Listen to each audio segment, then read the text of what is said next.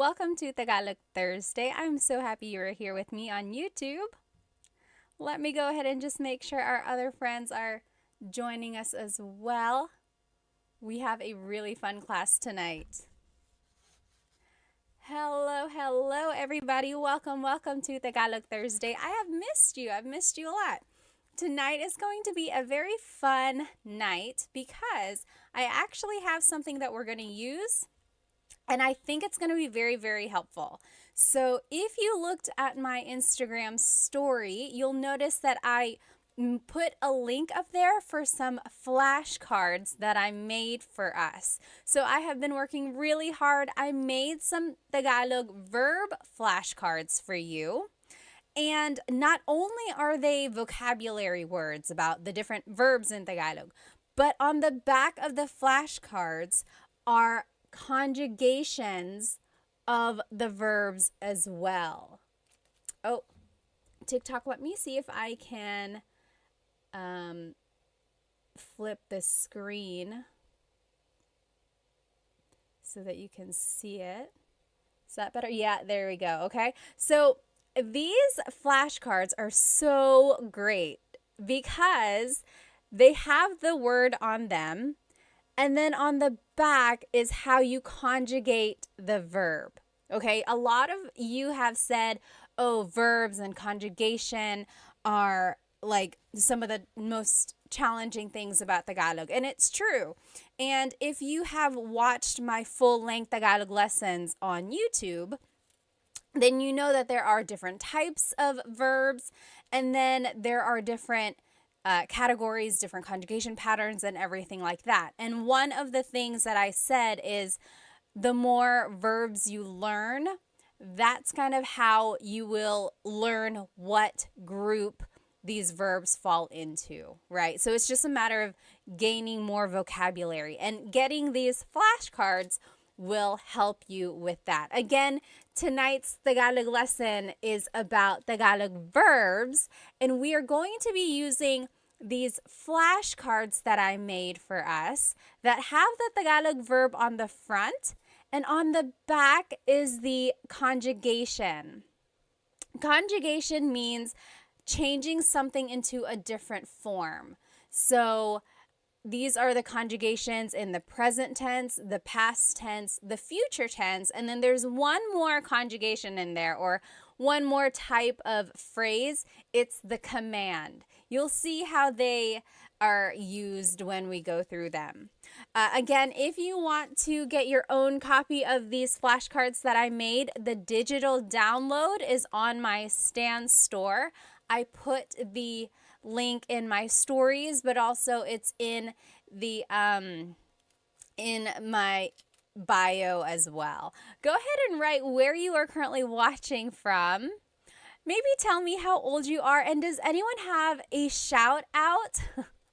One time someone said, oh, it's my girlfriend's birthday. Can you say hi? If anyone has a special event, please let me know. Or is it just a fun night? No special event on your side, but just something to celebrate just being with me learning Tagalog. Let me go ahead and catch up on some of these comments. Okay, let me catch up on some of these comments on Instagram here. Major said, Ate Pat, gumagawa ako ng mabuti. You're doing something good. Are you trying to say you're doing well? You can say, mabuti ako, mabuti naman. What you said literally means I am doing something good. Like you are doing a good deed or something. Oh, Chunkin Deuces said, quick question. Is there a difference between learning Filipino versus Tagalog? Very, very good question. Does anyone know? I know the answer, but does anyone know the difference between Filipino and Tagalog? Think about it, write it in the comments, and let's see what everyone thinks. Hello, magandang araw, Vic said. Let's see. Hi, ate. Kawabanga said. Miss Anna Adams said, kumusta ka, ate? Mabuti naman. Hi, Love and Lulu. All right, let's see here. Again, we're just waiting for everyone to join. Hello, hello. Oh, so many people. Let's see here. Rose from San Diego, Ronnie from LA, Royston from Singapore. I'm Heme from California, Brandon from Jacksonville, Florida. Hello, hello. Dilshan from New Zealand, Fritz from New Jersey. Hello, hello. Mabuhay Thursday. Hello, hello. Let me see. Oh, did someone have a shout out? I forgot. Earrings are fire. Team D Texas said, Salamat. These are from Pick You Official. I think Pick You Official. Let's see. How about over here on TikTok? Captain says, I'm a Filipino. I'm all the way from LA, California. Hello, hello. Yes, exactly right.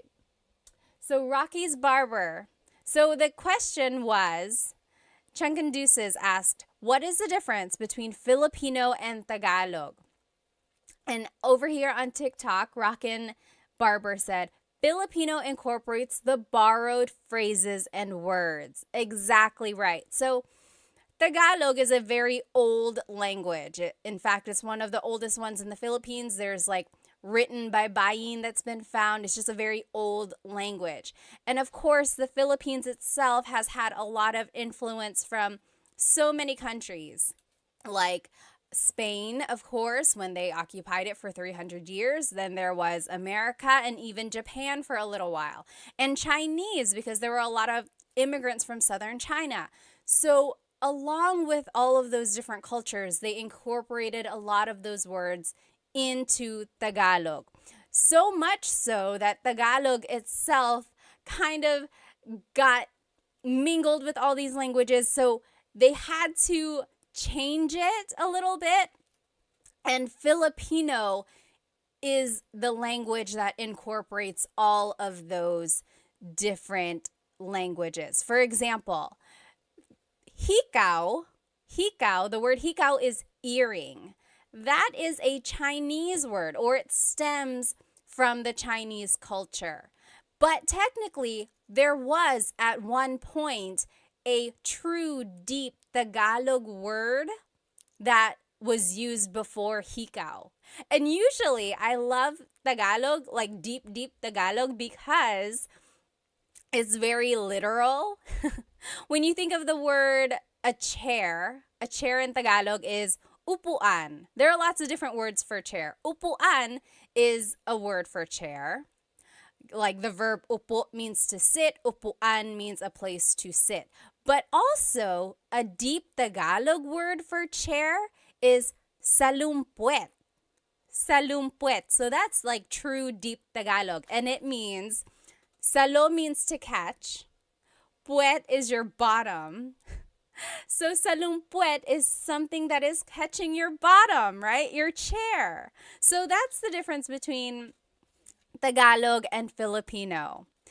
So yes, Filipino kind of incorporates all of those different borrowed words, as Rockin' Barber said, whereas Tagalog really is like the pure whatever it was before all of those influences. Although nowadays, Filipino, Tagalog, Filipino, they are used interchangeably and people will understand what you mean. But technically, there is a difference. Oh, hello, Tagalog Kurt. Someone is saying hello, Tagalog Kurt. Are they here? Anyway, again, thank you. Let's go ahead and get started.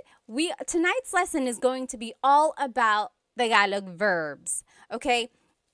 So depending on where you are in your Tagalog learning journey, you might already know how to conjugate verbs and you just want to learn more. Or maybe you are a true beginner, you just want to gain more vocabulary. This is a good way to do it. Or maybe you are kind of a little bit more experienced and you just want to quiz yourself, or you just want to make sure you know the right words. We are going to be using these flashcards that I made for us. I'm so happy that I made these flashcards, you guys, because not only do they have the Tagalog word on the front, So this is a picture of a shower. To shower in Tagalog is maligo. And it says that on the front, okay? On the back of the card has the conjugation of the or of the verb.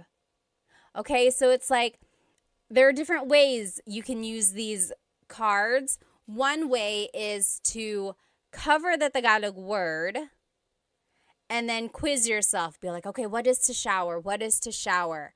Then you're like, okay, it's maligo. Now, what if I want to say, I am taking a shower? What is it again? What is it again? Then you look on the back, you're like, oh, naliligo ako. Naliligo ako. Okay, so you can purchase your own copy of these flashcards on in my Stan store. The link is in my IG stories right now, or the link to my Stan store is in my bio as well. I will note that when you purchase it, it is just a digital copy. So you're going to be purchasing the PDF form, and it's going to look like this, okay? It's just a PDF form, a document, and you will be responsible for cutting them out and putting it back to back if you want. And then I even went farther and put a lamination on them just to make it have that flashcard feel, okay? But if you don't want to do all that, you could just print it out, maybe like put holes in it and put it in a 3-ring binder, or even just put a staple in it and call it a day. You know, this is just a really good way to review, I think. Let me check over here on YouTube. Okay. Oh, Saul said, nakakatawa ka. I learned that yesterday from your Insta. Salamat. Nakakatawa ka rin. You're funny. All right. So let's just go over some basics about Tagalog verbs, okay? In Tagalog, there are 5 different types of verbs in Tagalog. Okay, let me find these cards here. I had organized them and now I'm just gonna find, here we go. So in Tagalog, there are mag verbs, mag, meaning they start with mag. Mag is their prefix. There's mag verbs, then there's ma verbs, ma. They also start with ma, like matulog. Then there's verbs, Then there's in verbs, in. And then e verbs, John Legacy on YouTube said, are you going to post those flashcards anywhere for us to download or purchase? Yes, they are already up on my Stan store. The link should be in my bio, and you will see it. It says new 100 Tagalog flashcards, so you should be able to purchase them there. Again, there are 5 different types of verbs in Tagalog. Mag, ma, in, and e verbs. Why is that important? Well, it's all going to determine the patterns that we use when we conjugate them, okay? And if you need a review of how to conjugate these different types of verbs, you can watch the full-length Tagalog lesson on my YouTube channel. There's like present tense conjugation, past and future tense conjugation videos there. It will go step by step with lots and lots of practice. But we can also just learn them tonight, okay? I don't want you to get too bogged down about the patterns themselves, but I do want you to recognize that there is a pattern. Okay, you'll see. There's repeated syllables. There's certain affixes or prefixes or infixes. Okay, so I want you to just listen and see what we get. Okay, so let's just go through some of these verbs here. If you know the answer, write it in the comments. What is to clap in Tagalog? What is to clap in Tagalog? Do you know? What is to clap? Oh, thank you so much for all the gifts on TikTok. They are going so fast. FJMLV, thank you so much. And I think someone else up there, thank you. What is to clap in Tagalog? To clap, yes, Mr. Mark Tricks. So, palakpak or pumalakpak?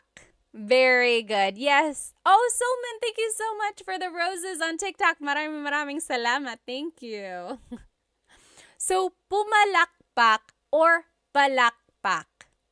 So, technically, the root word here is palakpak. Palakpak.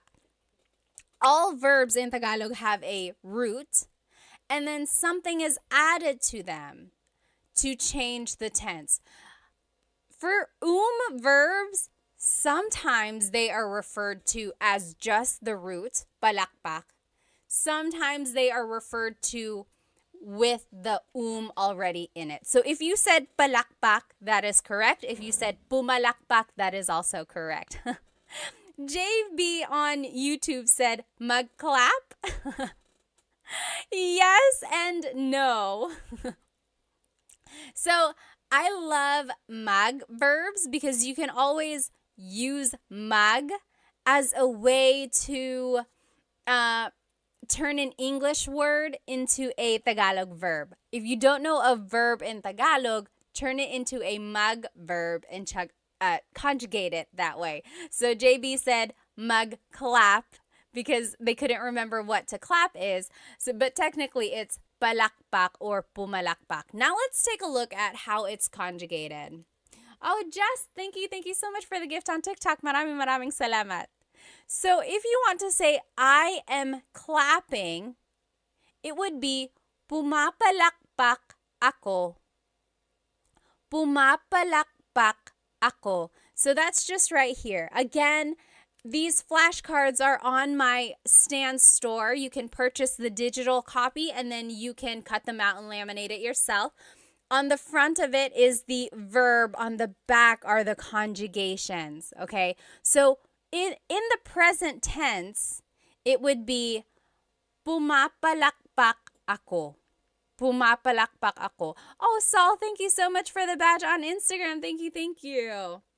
In the past tense, it's pumalakpak ako. Pumalakpak ako. Future tense, it's papalakpak ako. So, it's very interesting. Again, all of these patterns are very specific and don't get too bogged down. I just want you to be able to recognize mostly the root and then see if you can recognize that there is a repeated syllable and then certain affixes and prefixes. Now, if you want to say it as a command, it would be pumalakpak ka. Pumalakpak ka. Clap your hands. Okay? So pumalakpak means to clap or palakpak. Interestingly, the noun form of clap, like applause, is palakpak. So sometimes it can be confusing if you don't use the People can be like, are you talking about the verb or the noun? And of course, you would just use context clues from there. All right, let's keep going. What is to yell in Tagalog? To yell. Do you know what to yell in Tagalog is? To yell in Tagalog is sumigaw. Sumigaw. So in the present tense, sumisigaw ako or sumisigaw siya. Yes, very good. Warhawk got it right on TikTok. Sumisigaw siya. She is yelling. Or sumigaw siya. She yelled. Sisigaw siya. She will yell. Okay, so sigaw or sumigaw means to yell. Sumigaw. Okay, what is our next verb here? What is to dance in Tagalog? What is to dance in Tagalog? To dance in Tagalog is... Oh, Christina, thank you so much for the rose on TikTok. Thank you, thank you. To dance is, sumayaw. Yes, very good. Leonardo on TikTok got it right. Jasmine, very close. Jasmine on Instagram said, masayaw. So that's another tricky thing there. It's like you might know the root, sayaw, but then you have to figure out, is it a ma verb, a mag verb, or an verb? Sayaw is an verb. So sumayaw means to dance. Again, on the back is the conjugation for your review if you do want to learn them. Sumasayaw ako, I am dancing. Sumasayaw ako. Sumayaw ako, I danced. Sasayaw ako, I will dance. And then as a command, it would be sumayaw ka. Dance. Sumayaw ka. Dilshan said, isn't masaya happy? Yes, masaya means happy. Sumayaw is a little different from masaya. Okay? I guess we're in this stack of verbs. What is to cry in Tagalog? What is to cry in Tagalog? Oh, Cam said, where can I get the flashcards? You can download the flashcards from my Stan store. You can, when you download them, they will come as a PDF and you just print them out yourself. And you can cut them, laminate them like I did, front and back, or just print them, maybe put a staple or put holes in it and put it in a 3-ring binder. So however you want to use them, you're going to download it. It'll come like this. What is, yes, JB, you got it on YouTube. To cry is iyak, umiyak, umiyak. Very good, JB. Very good, very good. Umiyak means to cry. So in the present tense, umiiyak ako. Umiiyak ako. Past tense, umiyak ako. Umiyak ako. Future tense, iiyak ako. And then as a command, wag kang umiyak. Wag ka nang umiyak. Don't cry. Don't cry. Okay. So Dilshan said, diba means isn't it? Yeah. Means like right, correct? Or is it not? Yep, that's exactly right. Okay, next verb here on our list. What is to laugh in Tagalog? What is to laugh in Tagalog? To laugh. Yes, very good, Cam. Tumawa. Very good. So to laugh in Tagalog is tumawa. Tumawa. Very good.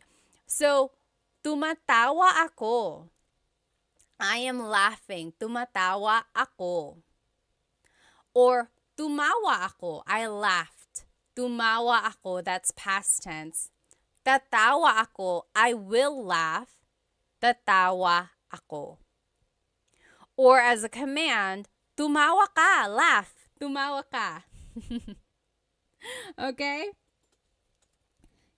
Here's another verb. What is to sing in Tagalog.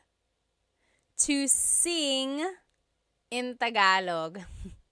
You might have heard this if your family is into karaoke. People will always make you try to sing. Yes, Cam is exactly right. And Warhawk. Yes. Very good. Kumanta. Kumanta. Yes. Alpo Blit. Kumanta. Very good. JB said, once again, where do we download these cards po? It's in my Stan store. So the link should be in my bio, or if you just go to my profile, look for the Stan store link. Again, when you download it, it will be a PDF like this, and then you will print it yourself and turn them into flashcards, or you can just keep it like this, put it in a folder, things like that, okay? So, kumakanta ako, I am singing. Kumakanta ako. Kumanta ako, I sang. Kumanta ako.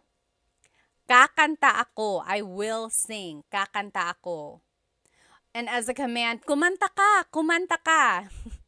If you've ever gone karaokeing or if you've ever karaokeed with Filipinos, they have probably said that too. Kumanta ka, sing, kumanta ka. They leave no one behind with the singing. What is everyone's go-to karaoke song, by the way?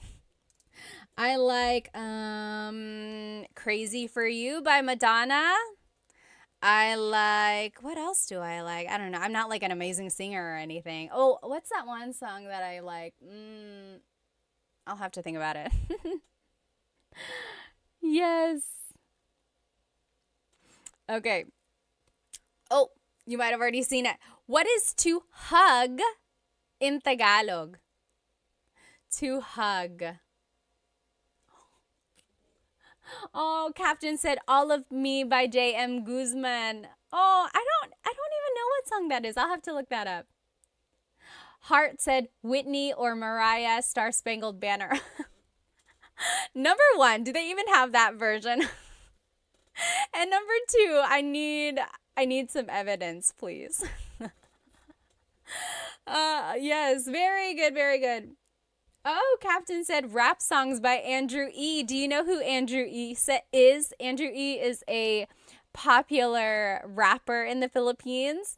I feel like he was a lot more popular in like the 90s or early 2000s, like just really, really fast Tagalog raps. Are you into Glock 9? Glock 9 and like Ruby Ibarra, of course, Phil Am. There are lots of newer. Oh, and Easy Miller, hello. Like a lot of newer rappers out there. Yes, very good, very good. Yakap or yakapin means to hug. Yakapin. So, yakap is the noun, a hug, yakap. Yakapin is the verb to hug. Captain said Sharon Cuneta. You like to sing Sharon Cuneta songs? Oh, Chris McCollin said, I met Andrew E. Really? How?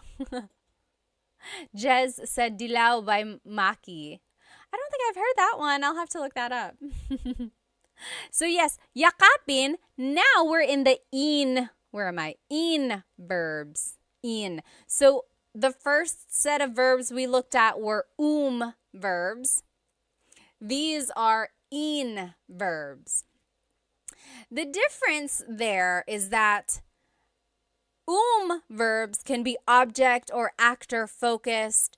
In verbs are usually object focused. Again, all of that is nitty gritty. If you do want to get into all that, be sure to watch my full length Tagalog lesson videos about present tense conjugation and future and past tense. Oh, Serrano said maybe this time. I love that song. I love that song. Ozzy Mandia said, hi, I just wanted to thank you for the lessons. I plan to visit the Philippines later this year. I'm pretty good at the language. Oh, at language, so I'm absorbing everything. Good, good. JB said, my way. Do you know what happens when you sing My Way in the Philippines? It doesn't always happen, but for a while, there was like really bad things happening whenever you sang My Way in the Philippines. It used to be like maybe like 10 years ago, for a while, when people sang My Way, they would like, they would get unalived. They wouldn't, I don't know what would happen. Like, it would be so violent. And then, yeah, so for a while, there was just that thing where it was like, don't sing My Way, or it became a joke where it was like, oh, you're going to sing My Way. So be careful with that song. Okay, yeah. So yakap or yakapin means to hug. In the future tense, it's, I'm just trying to think because I don't want to say it wrong. Yinayakap ko siya. I am hugging him. Yinayakap ko siya. Past tense, yinakap ko siya. Future tense, yayakapin ko siya. Okay, so yakap is an in verb. As a command, maybe you can use this on your sweet, lovey, loved one. Yakapin mo ako. Yakapin mo ako. That means hug me. Yakapin mo ako. I'll put it up here so you can see it. That's the command. Hug me. Yakapin mo ako. Try saying that to your honey tonight. I'm sure it'll make them super kilig. Yakapin mo ako. Okay? Someone put it or wrote a question up here. Someone asked why. Why is it that when you sang My Way, you would get like unalived? I don't know. It was just like, maybe it just happened to be that when people were singing that, there were like violent people around them. I don't know. But for a while, you should look it up. It was like singing My Way at karaoke was kind of dangerous. Oh, and then someone asked, do you know how to speak Bisaya? No, I do not, but I know someone who does, and I'll be sharing them with you in just a little while, like maybe next week or in a couple weeks. Oh, someone up here asked, Ladorabi said, is Filipino Sign Language the same as American Sign Language? So I feel like either last year or the year before, I posted a video of Filipino Sign Language. And then people commented, oh, it's the same as American Sign Language because American Sign Language actually is universal. So people said it's the same. But I'm sure there might be some nuances. But that is a great question. If anyone knows, like, is there a difference between Filipino Sign Language and American Sign Language? Let us know. Jasmine said, I heard of you sing it badly. So maybe if you sing My Way badly, then that's why it was so violent. Patch said, your tutorials really helped me in my tutoring sesh with my US students. Thank you, thank you, thank you. Maraming salamat. Thank you din. Oh, interesting. Okay, so PJ said Japanese Sign Language is a little different. Interesting. Okay, so yeah, there might be some similarities between Filipino Sign Language and then like American Sign Language, but also there might be some differences as well. Warhawk said, I'll never sing that song in the Philippines. Yeah, don't sing My Way. You might not want to. Okay, and then someone asked, do I speak Waray? No, I do not, but I'm looking for someone who can teach it. If you know anyone who can teach Waray, send them my way. Okay.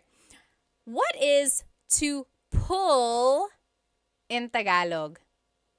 What is to pull in Tagalog? Yes, JB, yakapin was an in verb. We're actually in the in verbs now. Tots asked, can you speak Kapampangan? No, I cannot. I wish I knew people who could, though.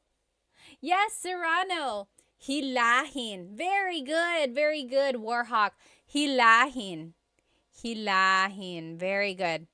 Hilahin means to pull. Hila means to pull. That's the root. Hila. Hilahin is like the conjugated version, or it's just incorporating that in affix there. So hila means to pull. Hilahin is conjugating it as an in verb. In the present tense, it's hinihila ko ang lubid. I am pulling the rope. Hinihila ko ang lubid. In the past tense, hinila ko ang lubid.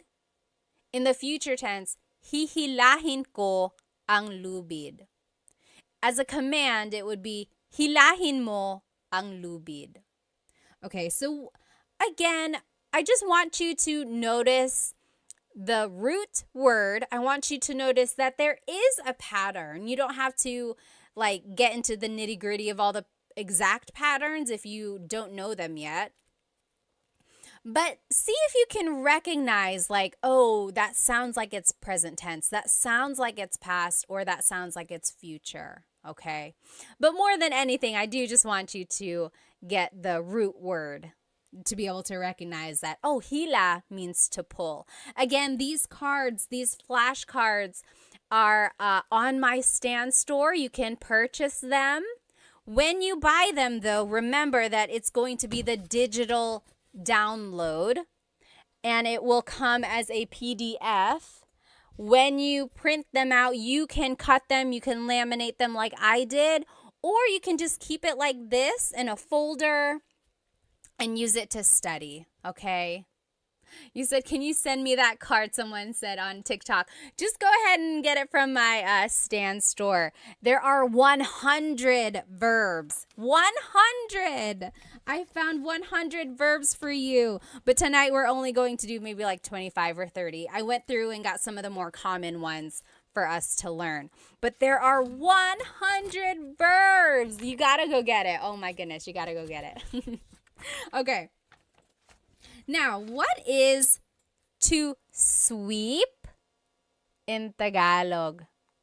What is to sweep in Tagalog? Samurai said there are many Filipino shops and restaurants in our region in Oman. Oh, that's nice. Very good, Serrano. To sweep in Tagalog is walis. Oh, Serrano, you bring up a really, really good point. So in this card, I am showing it to you as an in verb. Walisin. Take a look at the conjugations. Winawalis ko ang sahig. Winawalis ko ang sahig. I am sweeping the floor. Now, Serrano on TikTok said, magwalis. Oh, I love this, you guys. Walis is one of those verbs which can be either object-focused or actor-focused. Okay? So there are certain verbs in Tagalog that can take on different types of verbs. So remember, there's magma, in, or i. Walis can be an in verb, or it could be a mag verb. When it's an in verb, it's being conjugated as an object-focused verb. So you can even see it in the conjugation example. Winawalis ko ang sahig. I am sweeping the floor. The focus of this sentence really is the floor. What are you doing? I am sweeping the floor. Now listen to this. When I say, nagwawalis ako, now I'm conjugating it like a mag verb.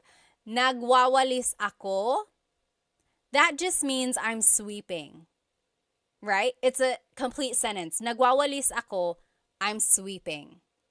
There's no floor, there's no object. It's just about me, the actor. It's actor focused. What are you doing? I am sweeping. Versus, what are you doing? I am sweeping the floor. Do you see the difference there? That is a prime example of a verb that can be object or actor focused. Very good observation there, okay?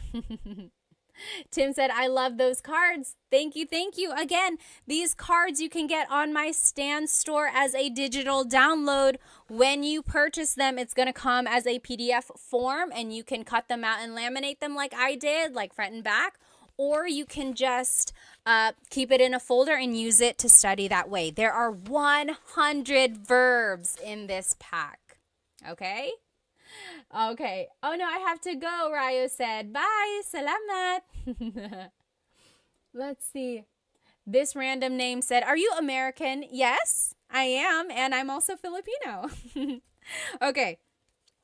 What is to tell or to say in Tagalog? What is to tell and to say in Tagalog? Kakak said, how do I get the cards? A link to them is in my bio, the Stan store. Look for the link to my Stan store. Oh, very interesting. String said, magsalita. Very close. Oh, very close, you guys. Yes. Dilshan on Instagram said, nagsasalita.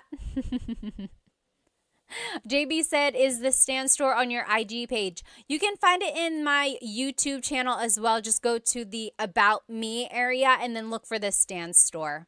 Yes, JB actually got it. So it's sabi or sabihin. So very interesting. A lot of you are saying salita. Salita means, it also means to say, but really it means like to talk. Magsalita ka, talk.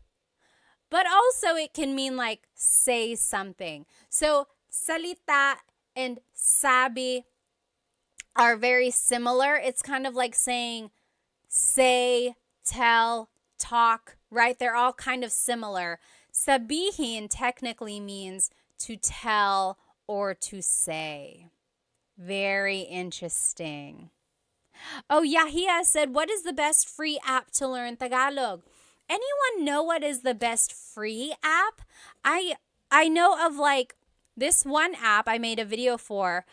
What is it? Turong Wika. Turong Wika. That means teaching a language. They teach Tagalog. I know other languages or other apps teach Tagalog as well. I just don't think they're free. Oh, Diego said, how do you say I don't know? How do you say I don't know in Tagalog? What do you think? Write it in the comments. That one is easy. There are a couple ways to say it actually. Oh, Mr. Crank said, is there an app that you would recommend to help learn Tagalog? Let's see. So the one I recommended earlier, Turong Wika, that one is a good one. Does Rosetta Stone have an app? I made a video for them. I know they have like an online profile, but I don't know if they have like exactly an app. Does anyone know? And then Ling is an app. I think they have Tagalog as well. Does Duolingo have Tagalog? Does anyone know? Oh, yes, very good. To answer Diego's question, how do you say I don't know? A lot of people on Instagram and TikTok are saying hindi ko alam. Hindi ko alam literally means I do not know. Hindi ko alam.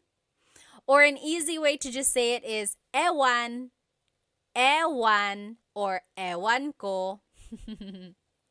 Very good, okay? Yes, someone had some questions up here.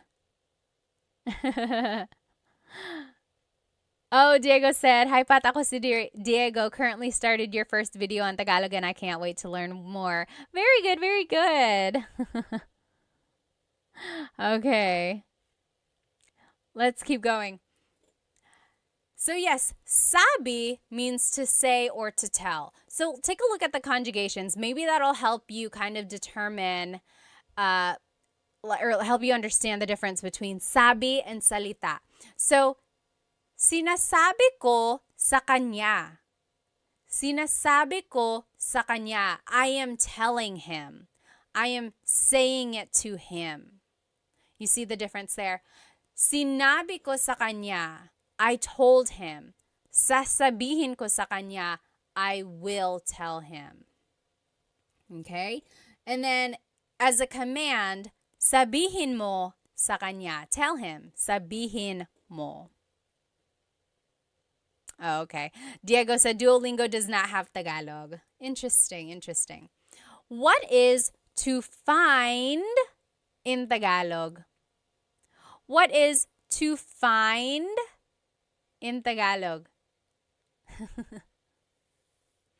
Oh, Warhawk said Bluebird app is decent. Bluebird app. To find in Tagalog is, yes.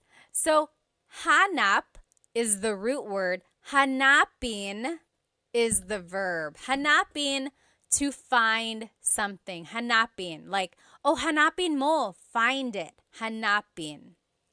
So, here's the conjugation. Hinahanap ko ang susi. Hinahanap ko ang susi. I am looking for the key.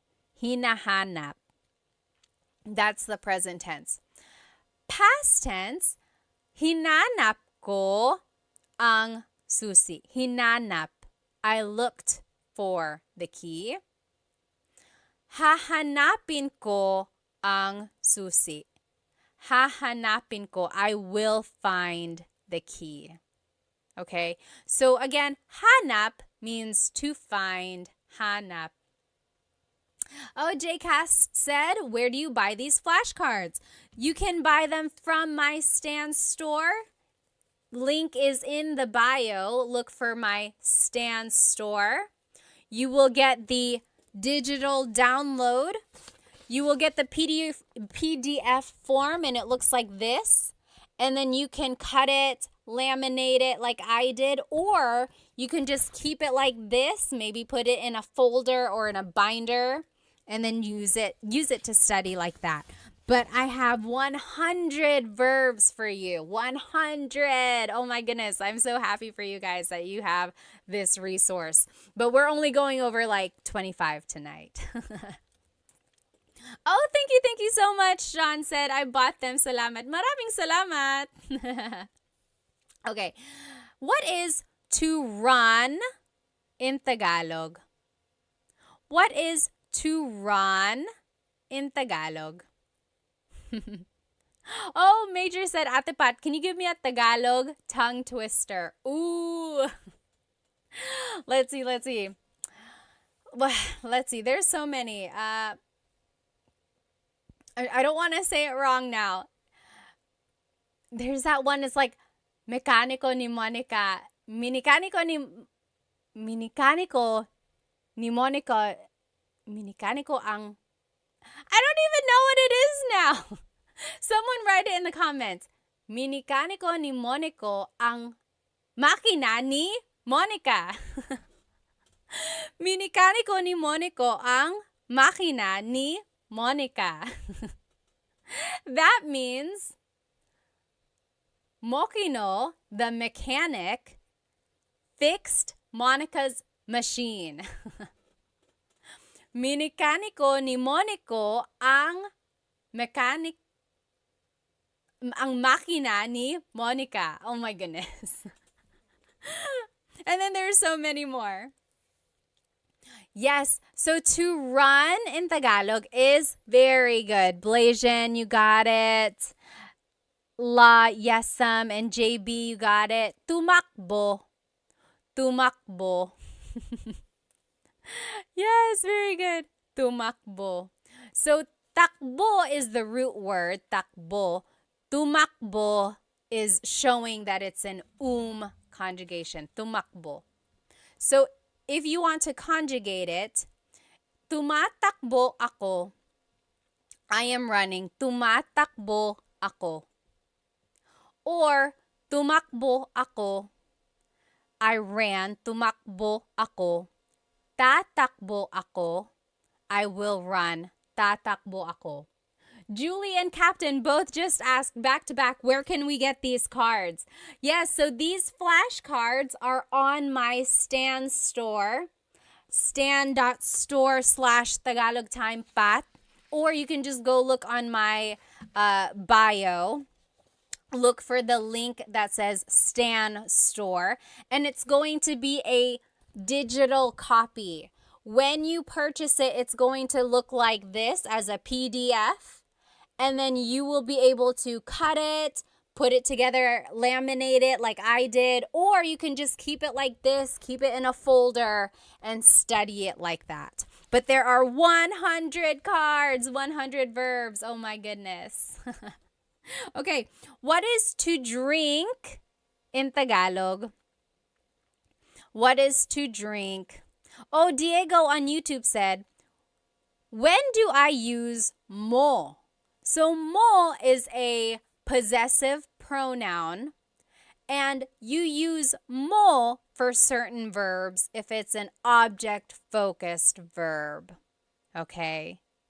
So, it goes into all of that in my full-length Tagalog lesson, I think 3, present tense conjugation. Take a look at that. It will break down how to use mo in certain verbs. Yes, very good. Serrano said umiinom or uminom. Uminom means to drink. Very good. Blasian, JB, you got it. Yes, Delician. Uminom. To drink, uminom. Very good. Now, as a conjugation or to conjugate it, umiinom ako, I am drinking. Umiinom ako. Or, uminom ako, I drank. Uminom ako. Iinom ako, I will drink. Iinom ako. Or, uminom ka, drink, uminom ka. That's a command. Remember how I told you that some verbs can be object or actor focused. Inom is one of those verbs that can be both. So, uminom means, or it's focusing on the actor. I am drinking. Umiinom ako, I am drinking. But if you want to focus on the drink itself, you actually have to conjugate it as an in verb. So, iniinom ko ang kape. I am drinking the coffee. Iniinom ko ang kape. So, as an in verb, it's focusing on the object. As an verb, it's focusing on the actor. Very interesting. Only a few more will do here, guys, because it's getting kind of late. So here, what is to eat in Tagalog? What is to eat in Tagalog? Yes, Shalona McFarland said, where do we get these cards? These cards, again, are on my Stan store. I made them for you. They are the digital download. So go to my Stan store. The link should be in my bio. When you purchase them, you're going to get them as a PDF form. You're going to get it like this. And you can cut it and laminate it, or you can just keep it like this and study it like this. Keep it in a folder, put it in a 3-ring binder, whatever you want. Or you can cut it out and laminate it like I did. Very good. So, very good. Kain. Kain. Kumain means to eat. Kumain. Yes. Blasian said, pwede bang magtanong? Can I please ask? Why does it change to ininom? Like in the conjugation, iinom as the future tense, that's just the pattern that it is. You have to repeat the first syllable. Or, like, are you asking why does it become an in verb when it's an object-focused verb? It's just one of those things that it's like a thing in the Tagalog language. Some verbs can be actor or object focused, And that's how it would change. It would change by the affix or prefix. And not all verbs are like that, just certain ones. Very good. Oh, La Yesam said, can I get these cards in Canada? Yes, absolutely. When you purchase them, it's just a digital download. So it will go straight to your email, and then you can print it however you want, and then you can cut it out, or you can even just keep it like that. Very good. So kumain means to eat. Let's conjugate it. So kumakain ako. I am eating. Kumakain ako. Or past tense, kumain ako. Kumain ako. I ate. Kakain ako. I will eat. Kakain ako. And then as a command, kumain ka. Eat. Kumain ka. Okay, kumain ka. You might have heard that phrase. A lot of people like to feed their guests. So that is the thing there, the phrase that you might hear a lot. Let's see, what else? Let's take a look at some of these E verbs. We didn't get to look at them. How do you say to write in Tagalog?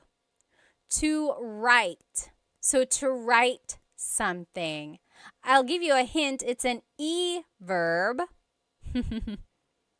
To write, E. Oh, hang on. Who was that? String Hands said, hi, Pat. Your content helped me talk to my mom during her last years before she died. Maraming salamat po.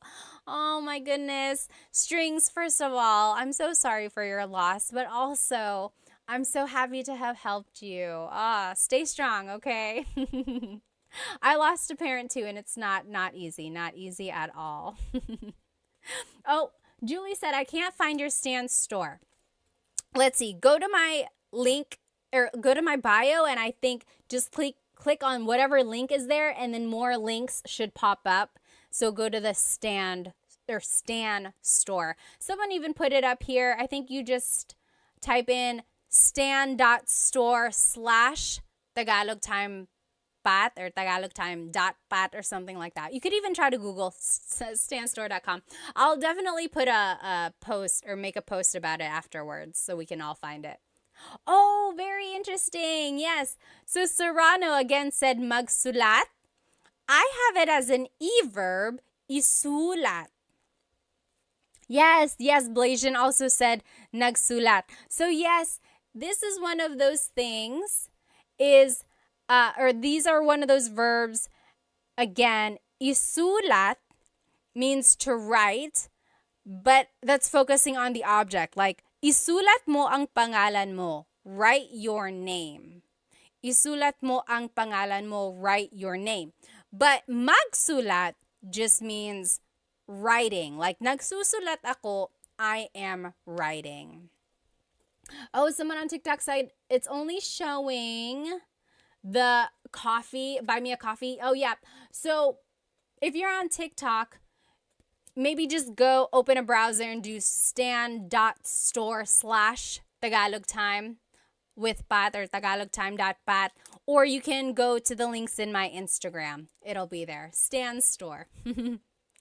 So, isinusulat ko ang libro. I am writing the book. Or isinulat ko ang libro. I wrote the book. Or isusulat ko ang libro. I will write the book. But again, sulat can be a mag verb. Nagsusulat ako. I am writing. Or nagsulat ako. I wrote. Okay, let's do another E verb. Actually, we'll do two because they're opposites.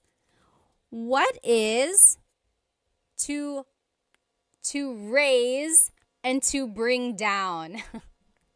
So this one is showing people raising their hand. What is to raise? This one is showing a man putting a box down. So what is To bring down. So to raise and to bring down. What is to raise and to bring down in Tagalog? And I gave you a hint, it's an E verb. To raise in Tagalog is itaas. Itaas. The opposite of that, to bring down, ibaba. So itaas, ibaba. Very good. Yes, exactly right. And you probably heard the phrase like, bababa ka ba? It's one of those things in Tagalog. It's like, baba, just depending on how you put the emphasis, it can mean different things. So, bababa ka ba means, are you going down? Like, are you going down the stairs? Are you going down the elevator? So, ibaba means to go down. Itaas means to raise, like to raise your hand. Let's take a look at ibaba. So, ibinababa ko ang bagahe. I am bringing down the luggage. Ibinababa ko ang bagahe. Or past tense, ibinaba ko ang bagahe. Future tense, ibababa ko ang bagahe. And then, as a command, ibaba mo ang bagahe. Bring down the luggage. Okay? Now, let's take a look at itaas, again, to raise. In the present tense, itinataas ko ang bandila. I am raising the flag. In the past tense, itinaas ko ang bandila. I raised the flag. And then in the future tense, itataas ko ang bandila. I will raise the flag. And then as a command, itaas mo ang bandila. Raise the flag. So Love said, spaghetti pababa, pababa ng pababa. Does anyone remember that song? So baba means to go down, and there was this song back in the day, maybe like, was it early 2000s, I think? Spaghetti pababa, pababa ng pababa, Iser said. And then spaghetti pataas, pataas ng pataas. And it was just this silly, silly dance, and you heard it on every variety show on the Filipino channel. You heard it on the radio all the time. People still dance it. I don't know why it's like that. It's like, why is the spaghetti going down? Why is it going up? Oh my gosh. You can't like not dance when you hear that song. Yes, Blasian said, is there another word for flag? Yes, so I said bandila. Bandila means flag. But watawat also means flag. There's another one, bandila, watawat, and does anyone remember what the other word for flag is? Wumagayway. Watawat, wumagayway. Wumagayway means to wave, or like to wave around, correct? I'm pretty sure. So watawat is like waving the flag, exactly. Oh, thank you, FJMLV said, I just got the flashcards. They look so good. I'm glad they have the sentences with them. Again, if you just joined, you can purchase these flashcards that we were using during the lesson.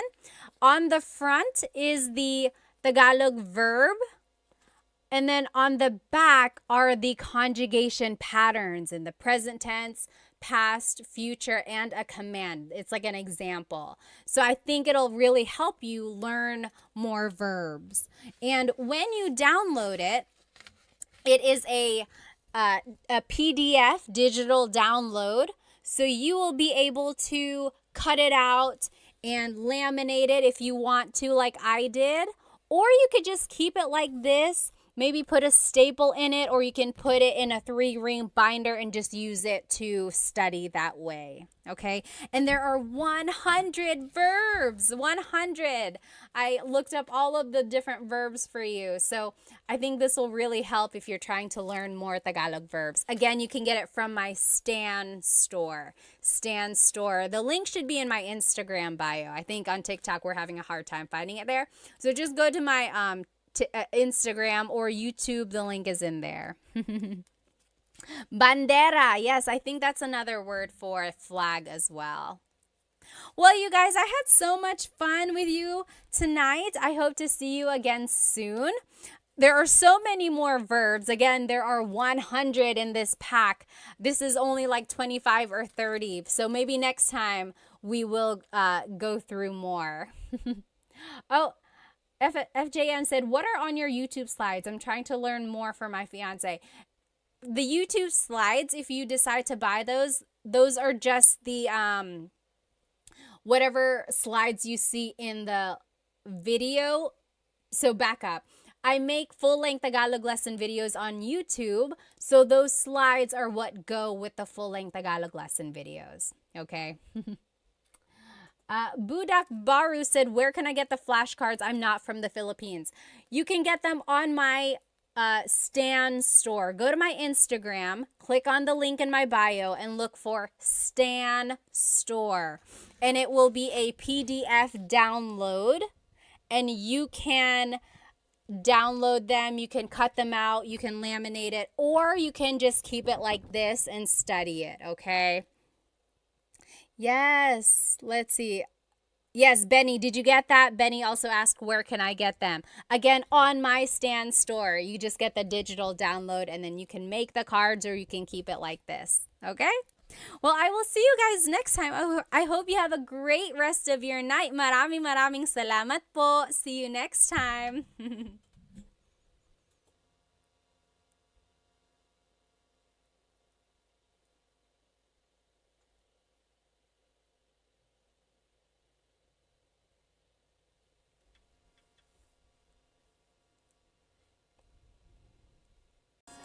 Hello, hello, everybody. Welcome, welcome. Let me just go ahead and invite our friends. If you can hear me, let me know. Of course, write it in the comments where you are currently watching. And also write maybe how old you are, because I like to see how old everyone is. Also, let me know on YouTube if my mic sounds okay. I was watching the replay last week, and I heard a lot of it didn't sound very good. So if it's too close, I can always scoot back. I just want to make sure it sounds okay for everyone. Let me go ahead and invite our other friends, of course. Hello, hello, everybody. Welcome, welcome. You know what day it is. Happy Thursday. Happy Tagalog Thursday, in fact. Let me know if you can hear me okay, especially on TikTok. I'm trying out this new microphone. And actually, it would help if the mics were up here. Okay, again, let me know if you can hear me okay. If I am too close, I will simply push it back. If you can't hear me, let me know. I'll try to make some changes. Let me know if you can hear me by writing where you are currently watching and maybe how old you are.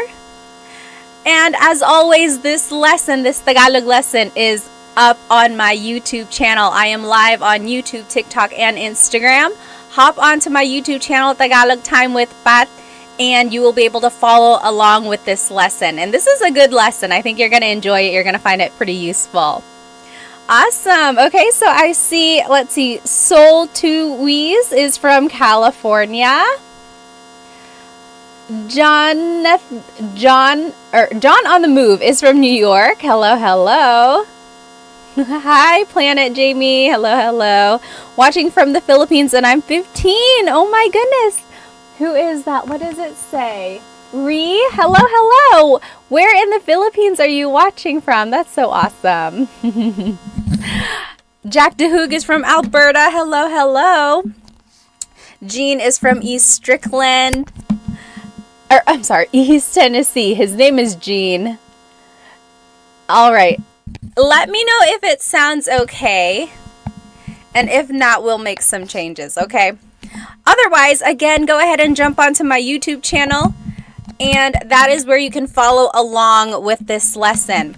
Today, we are going to be learning Tagalog vocabulary and phrases you can use with your family. It is about the family. You can use these phrases with your family.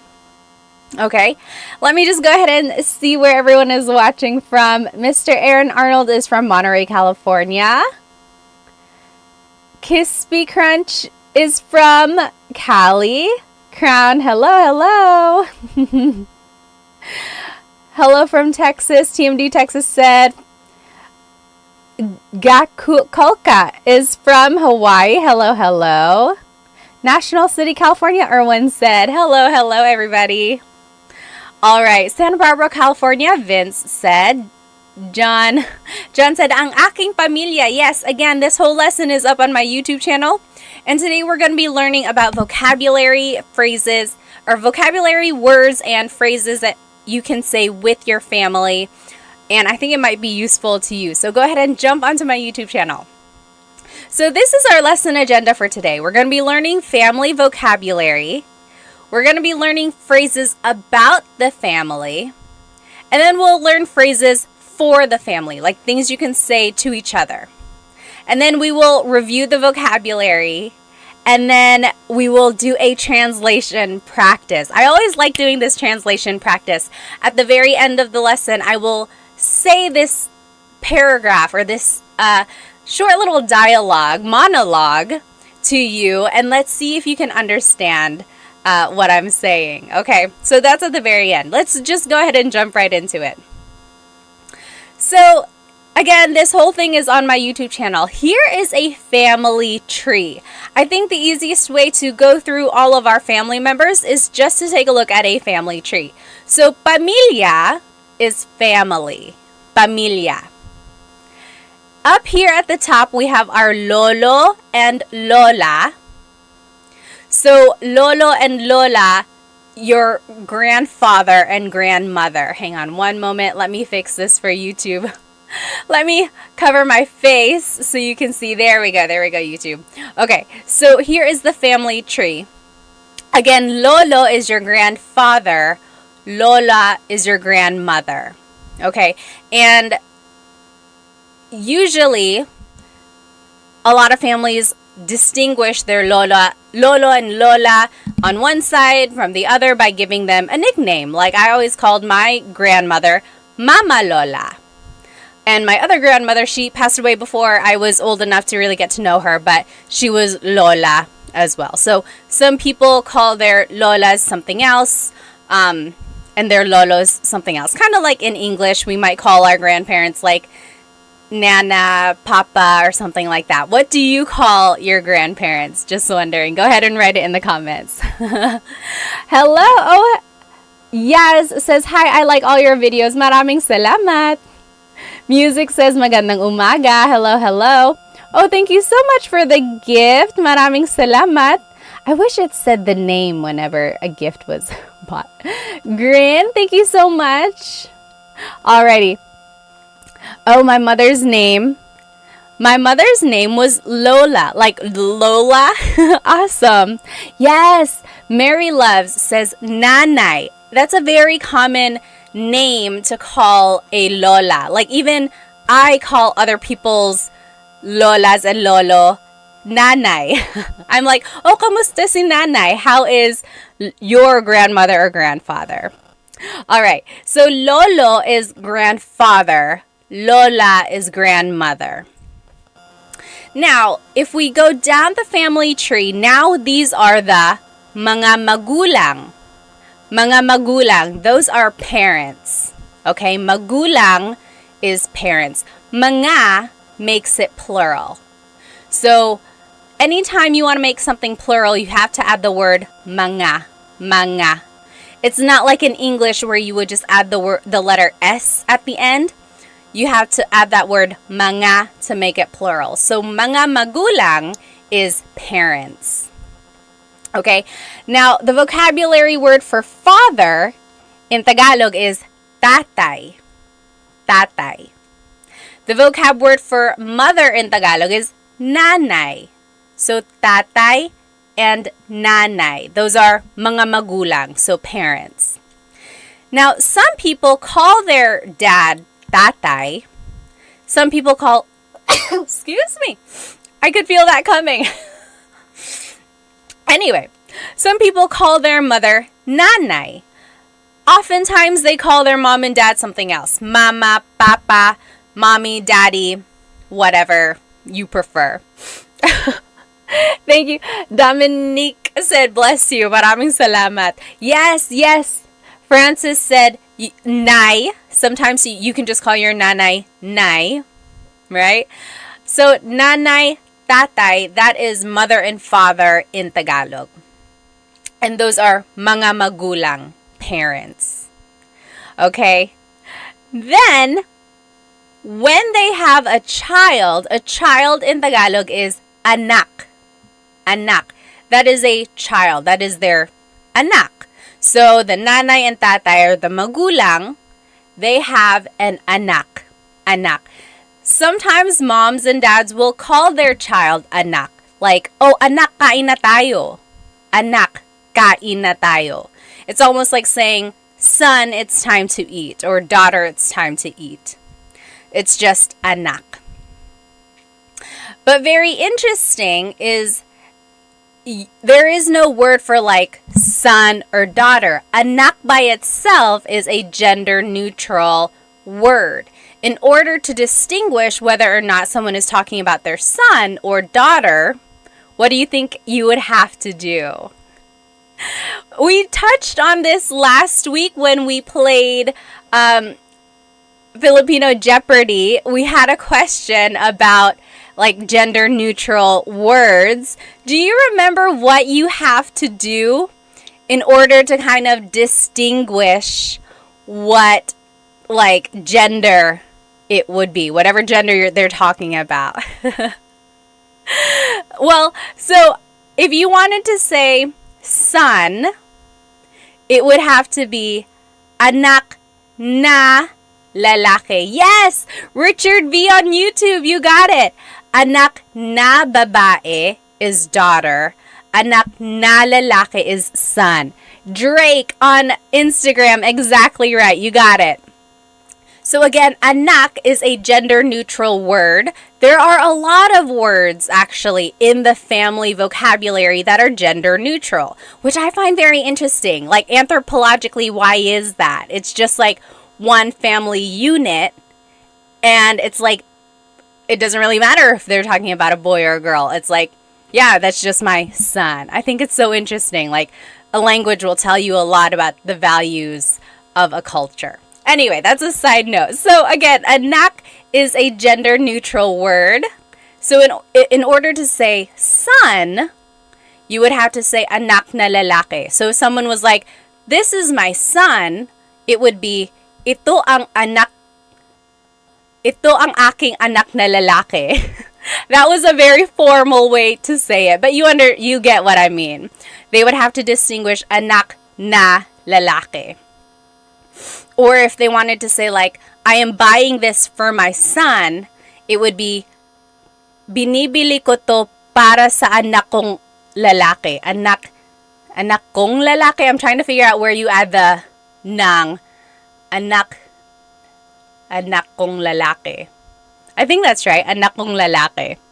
Anak na lalaki ko. No, you don't ever add ko at the end like that. But yes, you get what I mean.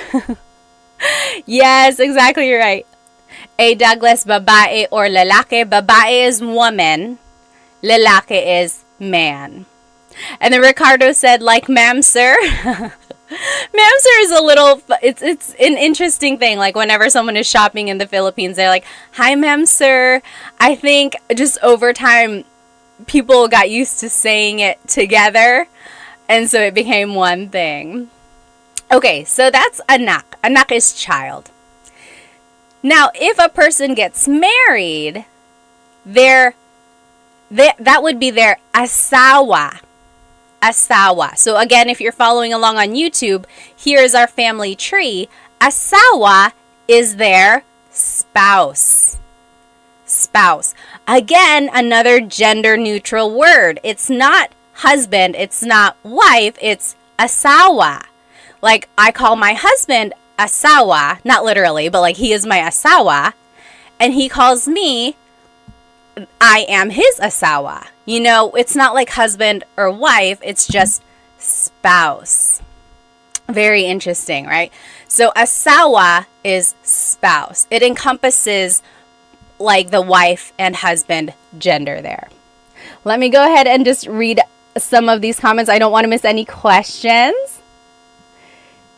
Let's see. Okay. Yes, someone said, I'm sorry. Did someone ask, how do you say I'm sorry in Tagalog? I'm sorry is pasensya na. Forgive me is patawad na or patawad po. Please forgive me. Let's see. All right. Let's see. And then over here on Instagram, yes, asawa is husband or wife. All right. And then over here on YouTube, yeah, you guys got it. Ricardo said, I don't use asawa. It's too close to aswang. Aswang is a little different. Aswang is the supernatural being in the Philippines, like a vampire shape-shifting type of thing. But it's different. Asawa and aswang, they're different. Okay, so a person and another person get married. They are mag-asawa. Mag-asawa. That means they are husband and wife. Mag-asawa. When they have kids, here are the vocabulary terms for the order of kids, or just like family vocabulary words. Again, here on YouTube. So, ate is the older sister. Ate. Kuya is the older brother. Kuya. Then there's bunso. Bunso is the youngest child in the family. Ate is the oldest daughter, or not even oldest, it's just an older daughter, older sister. Kuya is an older brother. Bunso is the youngest child in the family. It could be a boy, it could be a girl, just the youngest child. They are the bunso. And then together, they are mga kapatid. Mga kapatid. Kapatid means siblings. Or sibling. Mga kapatid means siblings. Okay? This was the question in our Jeopardy game last week. The question was, how do you say brother or sister? A lot of you said ate and kuya. But remember, we had to distinguish gender if we were talking about younger brother and sister. So remember, ate and kuya are the older brother, older sister, or older sister, older brother. But if you wanted to talk about your younger brother, younger sister, that would be kapatid na lalaki, kapatid na babae. Exactly right, Francis. You got it right. David Jr. said, my wife has 9 siblings. I feel like that's very common in the Philippines, especially like back in the day. They just had very, very big families. How many aunts or uncles do you have? Like, write it in the comments. My mom's side of the family has, I think there's 5 of them. And then my dad's side, I think there's 6. So yeah, it's just very common to have big families. My husband's dad, there were 10 children in his family. And then I think on my husband's mom's side, I think there's like 5 or 6, something like that. But yes, it's very common to have very big families there. David Jr. said baby machines. Yes, Pia said 8 on my dad's side, 5 on my mom's. Wow. Yes. Okay, so again, kapatid na babae is your sister. Kapatid na lalaki is your brother. So in order to talk about like your brother or sister who's younger than you have to distinguish by saying babae, woman, or lalaki, man. Otherwise, kapatid by itself is a gender-neutral Tagalog word. Very interesting. Do you know where the words ate and kuya came from? Does anyone know where ate and kuya came from? I'm just catching up on some of these questions here. Major said, what is the English word for ipagpatawad mo, Pat? Ipagpatawad mo means like to forgive, right? Like ipagpatawad mo, forgive forgive it. Or just like forgive me. Yes! Nick said, ate and kuya are from the Chinese culture. They have this idea of respecting their elders, whether it be their older, of course, relatives, aunts, uncles, but also their older siblings. So ate and kuya stem from the Chinese culture there. Yes, exactly right. Dan Santos got it. Richard, you got it. Yeah, very good. And it's interesting because in the Filipino culture, we don't only call our siblings ate and kuya. We use ate and kuya on our older cousins. Also, our older friends. Like if you are maybe like a generation under or like just a little bit younger than a friend, you can call them ate or kuya. We can also call our co-workers ate and kuya as well. So again, it's just kind of like a familial or just like a really courteous thing to address older people with some sort of name like this. But it's not like a hard rule. There are plenty of Filipino families who don't use ate and kuya either. What about you? What about in your family? Do you use it? We use it in my family. For my kids as well, we really try to encourage them to call each other ate and kuya.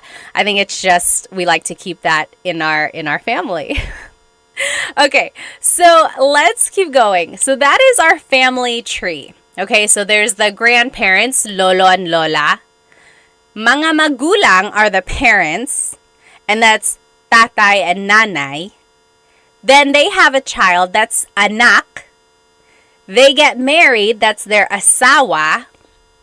Then they have kids. There's the ate, the older sister, kuya, the older brother, bunso, the youngest child.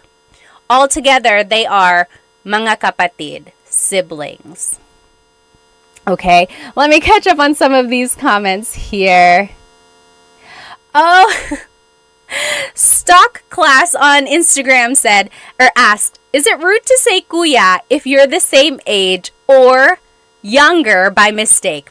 No, it's not. It's not rude. It's never rude to try to be polite. The only thing is if they maybe liked you and then you called them kuya, that's an automatic friend zone. It's like, oh, it's like, okay, now I'm only like an older brother. But it's never rude. And, you know, they'll correct you. They might be like, oh, you don't have to call me kuya. Just call me by my name. Or they might be like, hey, I think we're the same age. You don't have to call me kuya. But it's never rude. When in doubt, I would use it. Let's see. Any other questions here? Oh. Yes, Pia said, would not be caught lacking, not calling my sister ate. Have you seen that video floating around? There was someone who, she calls her older sister ate, and then one time she was like, calling my sister by her first name. And then her sister was like, I don't like that. Don't do that anymore. Again, it's just one of those things. It's like respect, but also it's just like a family thing. At some point, it's almost just like something you are familiar with, and it's a bond almost. Okay, someone up here on TikTok also had a comment. Yes, Nick said, absolutely, you're almost shunned if you don't. So in some families, they do take it pretty seriously if you don't use, what do you call it? I keep wanting to call it like a name or like a title, I guess. If you don't use ate and kuya, for some families, it's almost like really rude there. Rizzle Dizzle said, pare ko. So pare is almost like saying like dude, or it's like what guy friends call each other. Girls can call guys pare too, but again, it's almost like a hey dude, hey man, pare ko. Pare ko is like my man, my dude. So that's, if you ever hear anyone say like, oh, kamusta pare ko? It's almost like, hi, my man. Hi. I can't even say it. It sounds so weird when I say it. What else? Oh, yes. Yeah, Rizzle Dizzle was like, I call my coworker pare. Exactly right. Yes. P.S. Chris said, church members too, you can use ate and kuya. Yeah, so anyone you're in like some sort of community with, or some sort of like, I don't even know how to say it, like just like a connection or a community or group, you can call each other ate and kuya. Oh, okay. Yes. Jordan said, sometimes I see Filipinos use pre in comments. What does that mean? Pre is just short for pare. So again, it's that word of like dude, man. It's just like, hey man, hey dude, pre. Yes. Jay from the Bay said, I thought pinsan is cousin. It is. We will go through that in just a second. Okay. Let's keep going here. Yes, Timothy said, I noticed that many Filipinos call their relatives cousin even if they aren't, even if they are technically not. That's a very common thing. Almost like we call our parents' friends tito and tita, even though they are not literally our aunt and uncle. It's just one of those titles that we use. Again, it's almost like we are all just one big family. Okay, let's keep going. So here are just some more vocabulary words about the family. Someone mentioned it here on TikTok. Pinsan is cousin. Pinsan. Again, pinsan is one of those gender neutral words.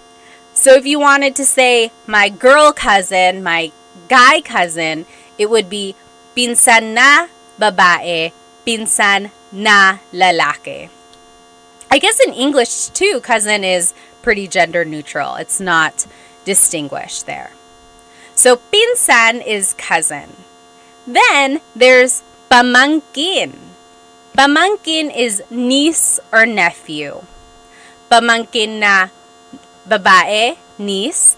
Pamangkin na lalaki, nephew.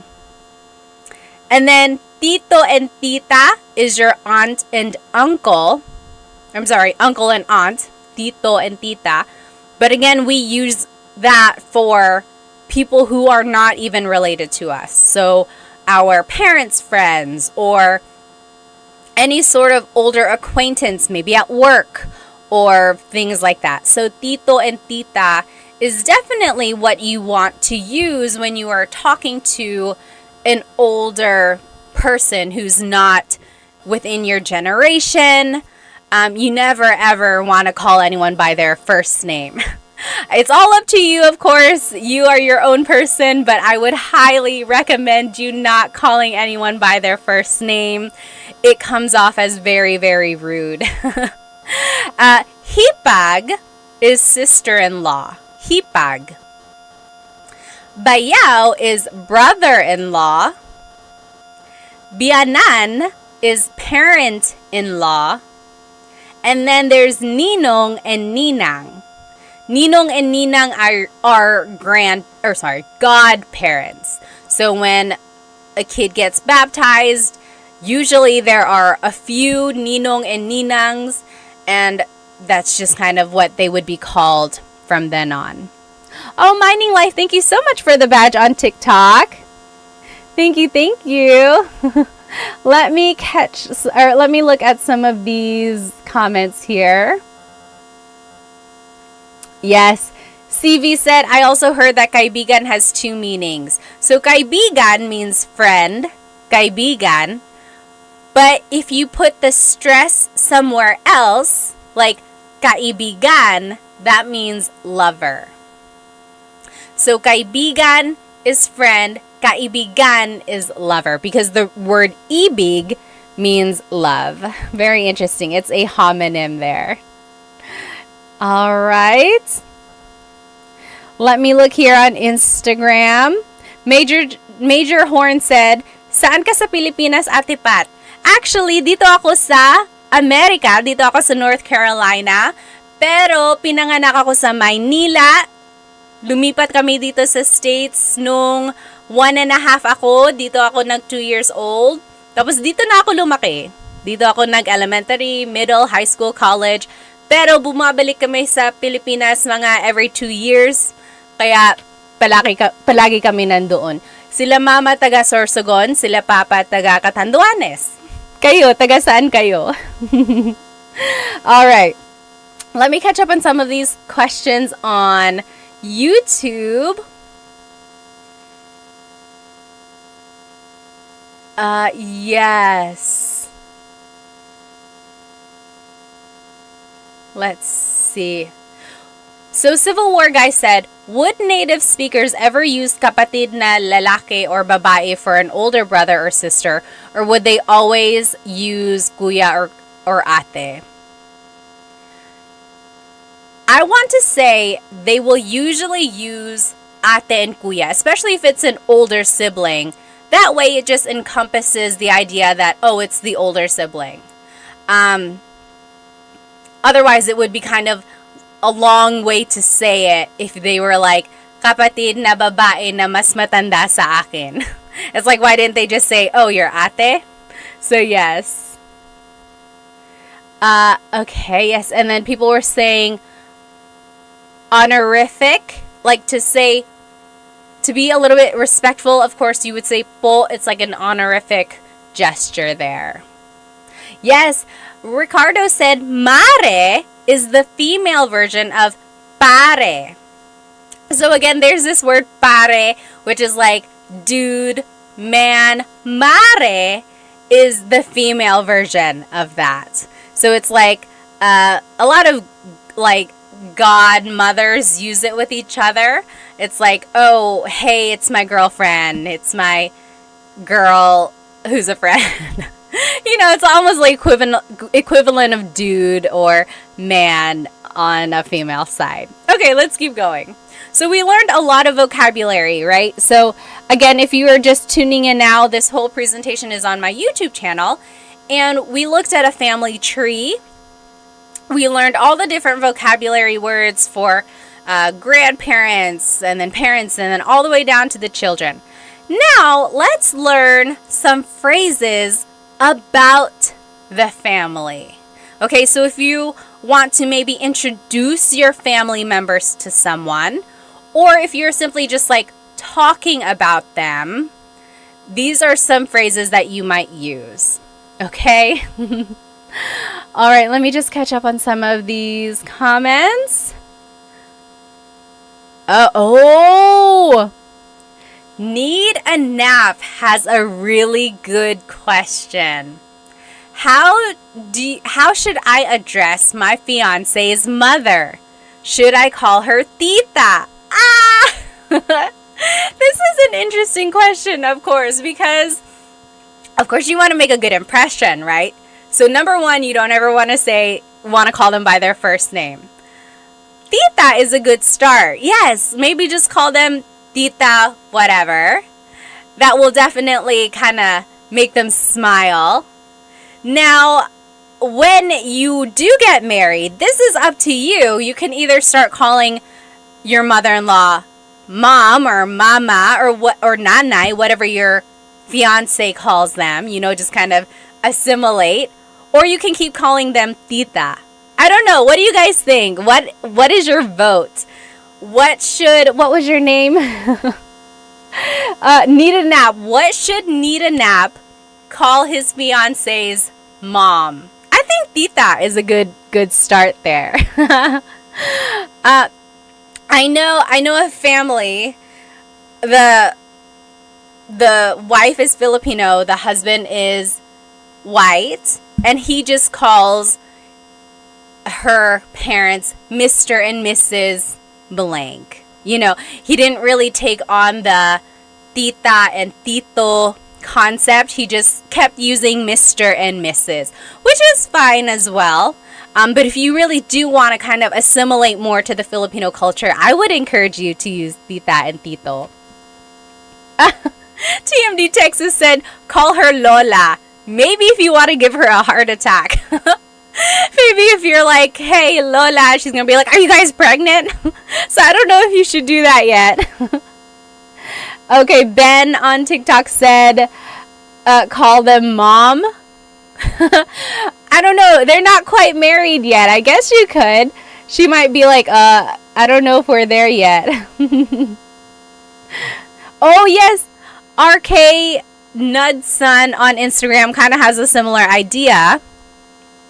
What should I call my father-in-law? Okay. Oh, see, very interesting. So, what was your name again? RK Nud was asking, what should I call my father-in-law? My wife calls him tatay. Is it appropriate for me to call him that as well? I would say it is appropriate. I don't think it's rude. Maybe ask your wife, though. Just say like, hey, do you think I should call him tatay like you? If she wants you to, yes, by all means, go ahead. If she feels a little weird about it, she knows her dad a little bit more, then just kind of go off what she says. Maybe she'll say, maybe just call him Tito or something like that. But I think give it a try. Ask your wife, see what she would suggest. Oh, okay. So Sam said, before I got married to my Filipino husband, his parents told me to call them tita and tito. Very interesting. So Sam's in-laws told her to call them tita and tito. You could ask. That's a perfectly good question. It's like, what would you prefer me to call you? Or ask your significant other, and then they'll tell you. Oh, yes. Don't hate what I say said, I assimilated to make it easy, and I just call her nanay. I think that is so sweet. Also, props to my husband. Like, as soon as we got married, he started calling my mom mama. That is so sweet. Even now, he's like, hey, is mama home? Or, hey, does mama need food? So sweet. I think it's nice. You'll definitely get bonus points. Oh, and then Sam said, and then on my wedding day, they said to call them mom and dad. Oh, you crossed over. How sweet. Let me catch up here on YouTube. You guys are still talking about po. Yeah, so po is an honorific, part of speech. You use it to be respectful. Yes. Okay. So here are some phrases about the family. If you wanted to introduce someone, oh my goodness, what is happening, Instagram? Why am I sparkling? Okay, there. For some reason, sometimes I hit a filter and then it makes me look different. For a while over the summer, I always had dog ears and stuff. Okay, so if you want to introduce your family member, you would say, ito ang blank ko. This is my blank. For example, ito ang nanay ko. This is my mother. Ito ang kapatid ko. This is my sibling. Ito ang asawa ko. This is my husband or wife, my spouse. Okay, so if you want to introduce a family member, it would be ito ang blank ko. Ito means this. Ang is a part of speech that can take on many different things, but in this phrase, it kind of translates to is. Ko is my. So, ito ang nanay ko, this is my mother. Ito ang kapatid ko, this is my sibling. And you can use that for anything. Like if you're like, oh, ito ang ballpen ko, this is my ball pen, this is my pen. Ito ang cell phone ko, this is my phone. So this is my blank. That's just the sentence structure there. If you want to be specific and you want to add someone's name, you would add this word si. Si. Si is a part of speech in Tagalog which is used to introduce a person. So, ito ang nanay ko, si Samantha. This is my mother, Samantha. Ito ang kapatid ko, si AJ. This is my sibling, AJ. Ito ang asawa ko, si Chris. This is my husband, Chris. Okay, so I wanted to show you two different things on this slide. Again, this whole presentation is up on my YouTube channel. First, just get to know, become familiar with this phrase, ito ang blank ko. This is my blank. Ito ang nanay ko. Then, if you want to be specific, you can use this word, si. So, ito ang nanay ko, si Samantha. This is my mother, Samantha. Okay, let me catch up on some of these comments. I don't want to miss any questions. Let's see. Oh, Guardian Angel said, besides using all of your videos, how is the best way to learn Tagalog? This is going to be a little biased, but I think the best way to learn Tagalog is having one-on-one tutoring, which, by the way, I have Filipino Tutors LLC. If you go to myfilipinotutors.com, that is my very new tutoring company, and I have some really good tutors for you. I have 3 Tagalog tutors, 1 Bisaya tutor, and then 1 tutor who is really good with math, college prep, and SAT prep. And then 2 of my Tagalog tutors can do grade school subjects like reading, writing, grade school math. So check out myfilipinotutors.com for one-on-one tutoring. Okay, let's see. Okay. Oh, Nita Knapp said, my mom will get jealous if I call my in-law mom. Yeah, that can happen sometimes. Again, just kind of ask your significant other. Maybe get a feel for what you think they would feel like. Okay, let's see. Manglia said, ito ang aso ko. Oh my gosh, what is this filter? Okay, yes. So Manglia said, ito ang aso ko. This is my dog. Exactly right. So if you want to just talk about something that is yours, you can use this phrase, ito ang blank ko. Okay?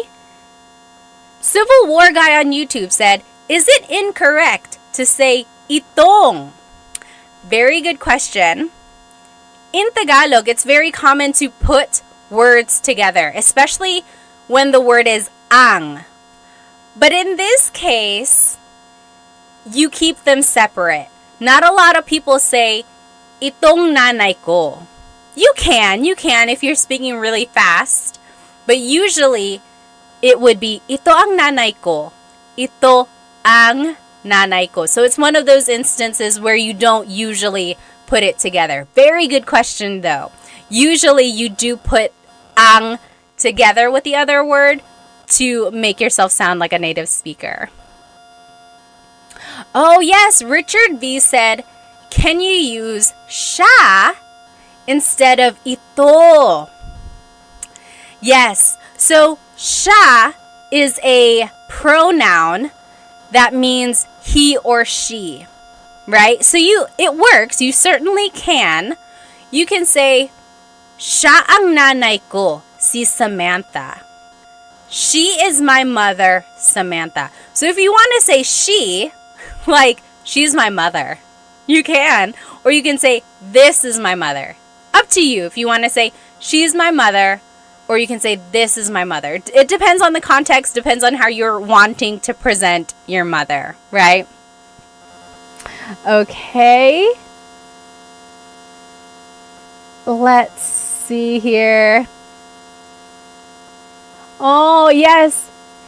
Santasio said, I have started one-on-one tutoring, but I have nobody to speak Tagalog with and practice. Do you have any advice? My advice, if you don't have anyone to practice Tagalog with, is to practice with yourself, right? That's all you have. So when you are driving, maybe have a conversation in your head. You could say, "Oh, Pat, kamusta yung araw mo ngayon?" Mabuti naman, medyo busy, pero marami naman akong nagawa. O talaga, anong ginawa mo? Naglaba ko, naglinis ako, nag-alaga ng mga bata. Wow, ang busy naman. You see, I'm just talking to myself. So, practice that. Practice asking yourself questions, and then practice like responding to yourself. Okay, give that a try. Okay, what else? What else? Yes, CV said. Just basically talking to yourself. Exactly right. Also, maybe find someone who is also learning Tagalog. Maybe like a Facebook group, or I'm trying to think like if there are any online groups that I know of. But like, try to find other people who are also learning Tagalog. That's a good way to practice. Okay.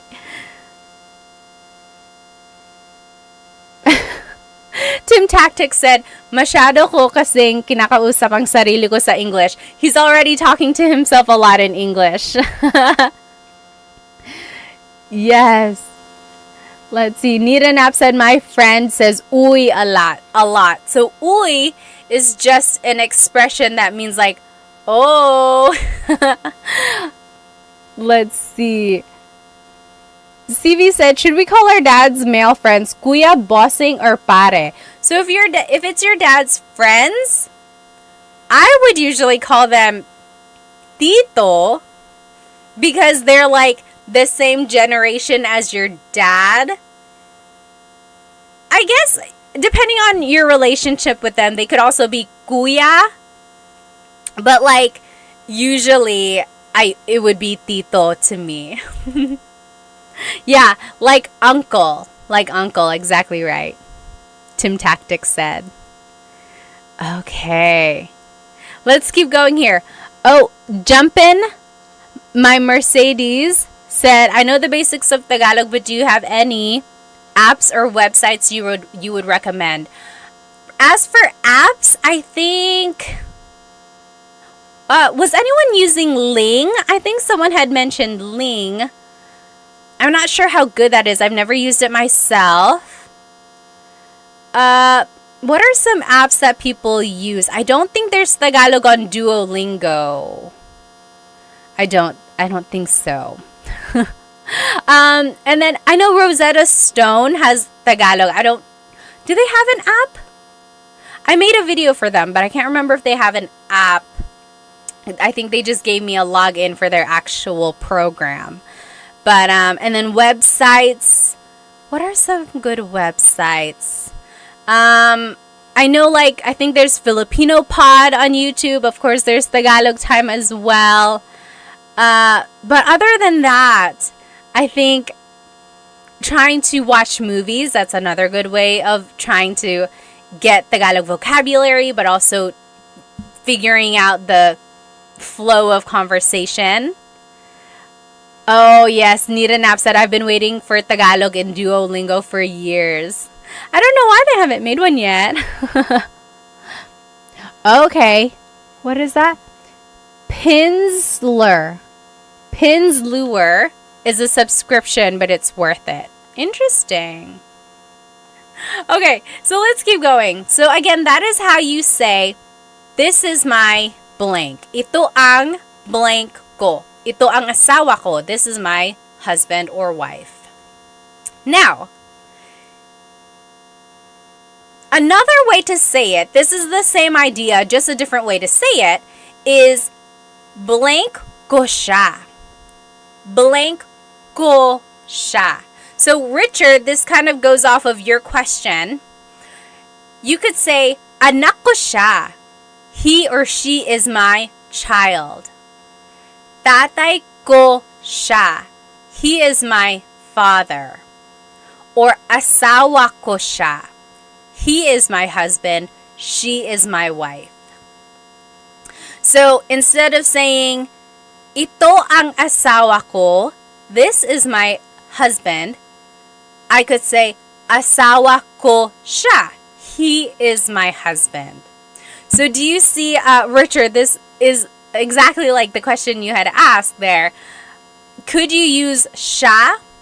Yes. And then you can switch up the grammar there a little bit. So earlier it was siya ang asawa ko or asawa ko siya.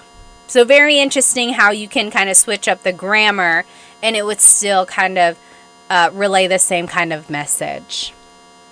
Oh, A. Douglas on YouTube said, Turong Wika is an okay app. Yes, I made a video for them.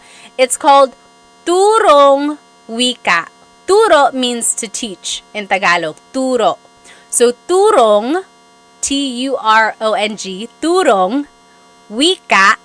Wika is language. So teaching a language. Turong Wika. That's a Tagalog app. They're pretty good, actually. Yeah, I made a video for them. I forgot. Okay, let's keep going. So here's another phrase that you can say as well. Anak ko yan. That is my child. Tatay ko yan. That's my dad.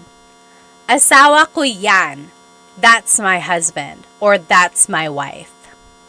So you can use this demonstrative pronoun as they say yan. Yan means that. Anak ko yan. Tatay ko yan. Asawa ko yan. That is my child. That is my dad. That is my spouse.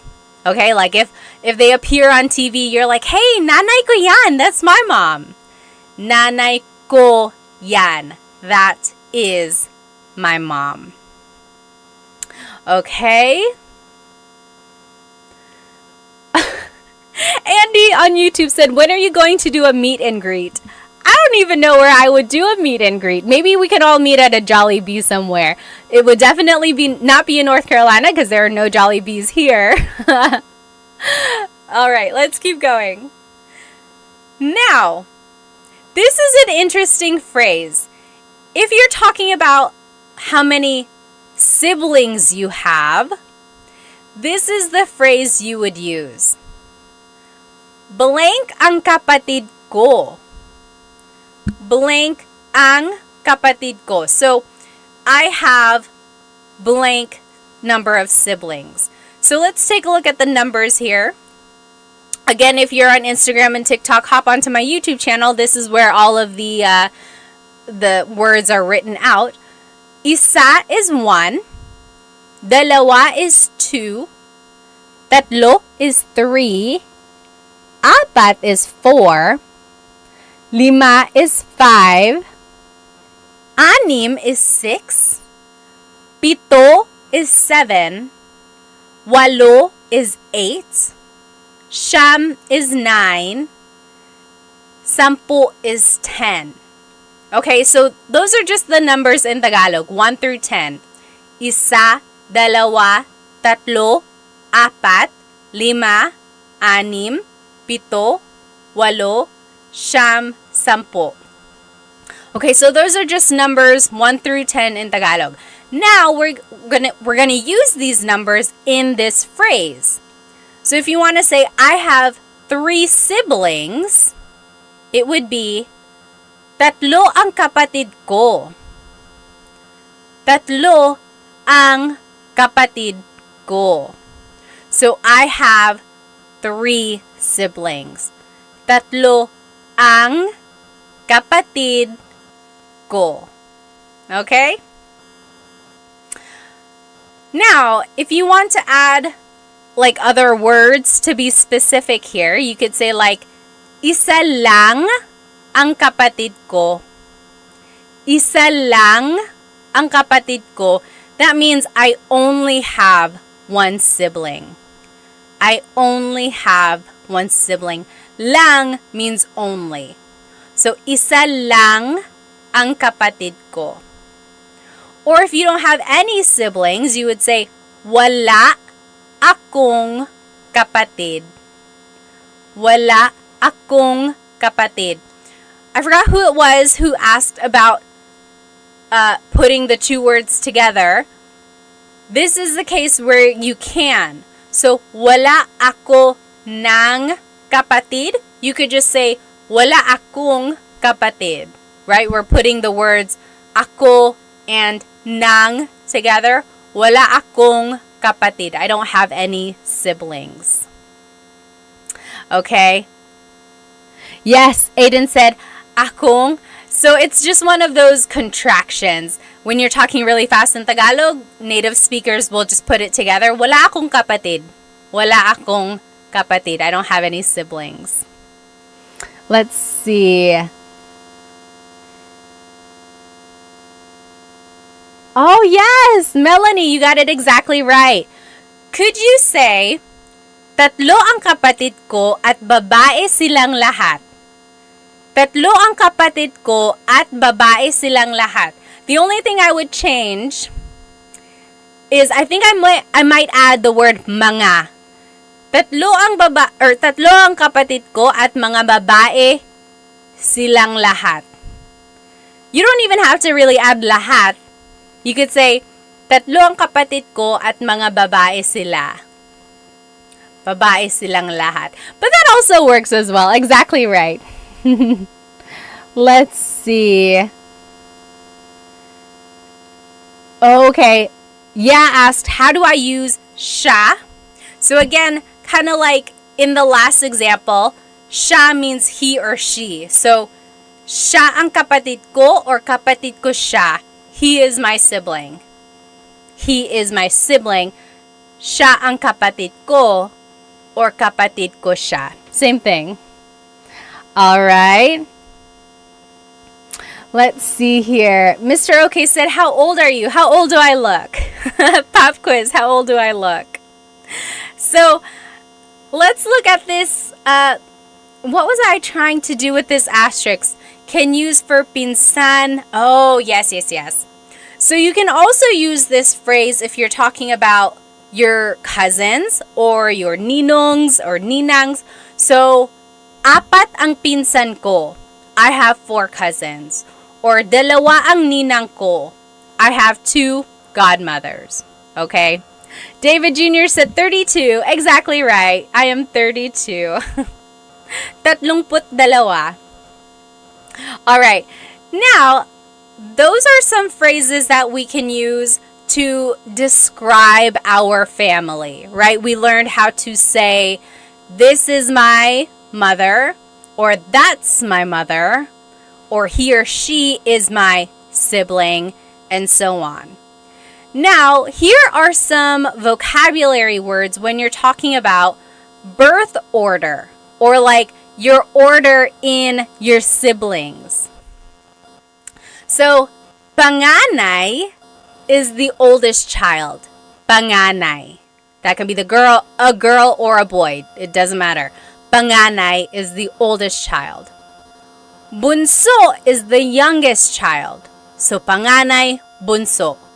Panganay, bunso. Now, if you want to go like in the order, like the second child, the third child, go back and think about the numbers we had just learned. This is how you would say it. Pangalawa, the second child. Pangalawa. Pangatlo, third or third child. Pangatlo, pangatlo. And so on. So, pang-apat, pang-lima, pang-anim. And then if you want to just use those words to describe your order in your siblings, you would just add the word ako. So, panganay ako. I am the oldest child. Or bunso ako. I am the youngest child. Blank ako. Okay? So, pangalawa ako. I am the second child. Pangatlo ako. I am the third child. And so on. Another way to say it, you could say, instead of saying, bunso ako, I am the youngest child, you could say, ako ang bunso. Literally, that means, I am the youngest child. Ako ang bunso. So you could say, bunso ako, or ako ang bunso. Same thing, I am the youngest child. if you want to just be like long-winded and you want to say the whole phrase, you could say, pangalawa ako sa magkakapatid. Pangalawa ako sa magkakapatid. Literally, that means I am the second of my children, or of my siblings. Hang on, TikTok is making me make sure I'm still here. There we go. So, pangalawa ako sa magkakapatid. I am the second of the siblings. Interesting, right? Let me catch up on some of these comments. I don't want to miss any questions. Jeff said, di ba po kailangan ng plural marker mga? For which one? Oh, for siblings? You can. You can add mga when you're talking about multiple siblings. Sometimes if native speakers are talking really fast, they drop mga. But very correct. You can always add mga. Richard said, another interesting thing, showing the numbers with your fingers, you don't start with your thumbs. So, right, like 1, 2, 3, or 1, 2, 3, or 1, 2, 3. That's very cultural, right? Depending on where you're from. Let me catch up on any comments from Instagram here. Oh, okay. What the F said, I can understand the Tagalog and Ilocano, but I cannot speak either or write it. So that's what I call receptive bilingualism, right? You can understand, but it's hard for you to use it to like speak or to write. Very interesting. I always say, if you can do that, if you can understand, then you are halfway there, right? You're halfway there. You can understand. Now you just have to kind of rewire your brain to be able to produce the grammar and the vocab that you know. It's not going to be easy, but rely on the fact that you already have knowledge in there. I know you can do it. You can do it. All right. Let's see. Nita Knapp said, do you speak Kapampangan? No, I do not. My family is from Bicol, so if anything, I would have learned Bicolano, but I don't know Bicolano. Why do you add mag in front of kapatid? Oh, interesting. Aiden said, why do you add mag in front of kapatid? So take a look at this phrase. Pangalawa ako sa magkakapatid. Magkakapatid. The root word here is kapatid, right? Sibling. When you add magkakapatid, when you add that prefix, that is saying, I am the second of the siblings. It's turning it into, I'm trying to figure out, is it turning it into like a noun? The noun is the group of siblings. So it's like the noun of being in a sibling group. If that makes sense. Or is it an adjective? Magkakapatid. I think it's an adjective, you guys. It's the description of being siblings with each other. What I want you to get from this is focus on the root word, right? Kapatid. And then use context clues to kind of figure out what the rest is saying. But you are very good at catching this prefix here. And now that you kind of know that it's used in this way, keep an eye out for other patterns like that. Okay, so now you know that the word can be rearranged like this to describe the group of siblings. Another use of this is magkakaibigan. Magkakaibigan. Same idea. That means the group of friends.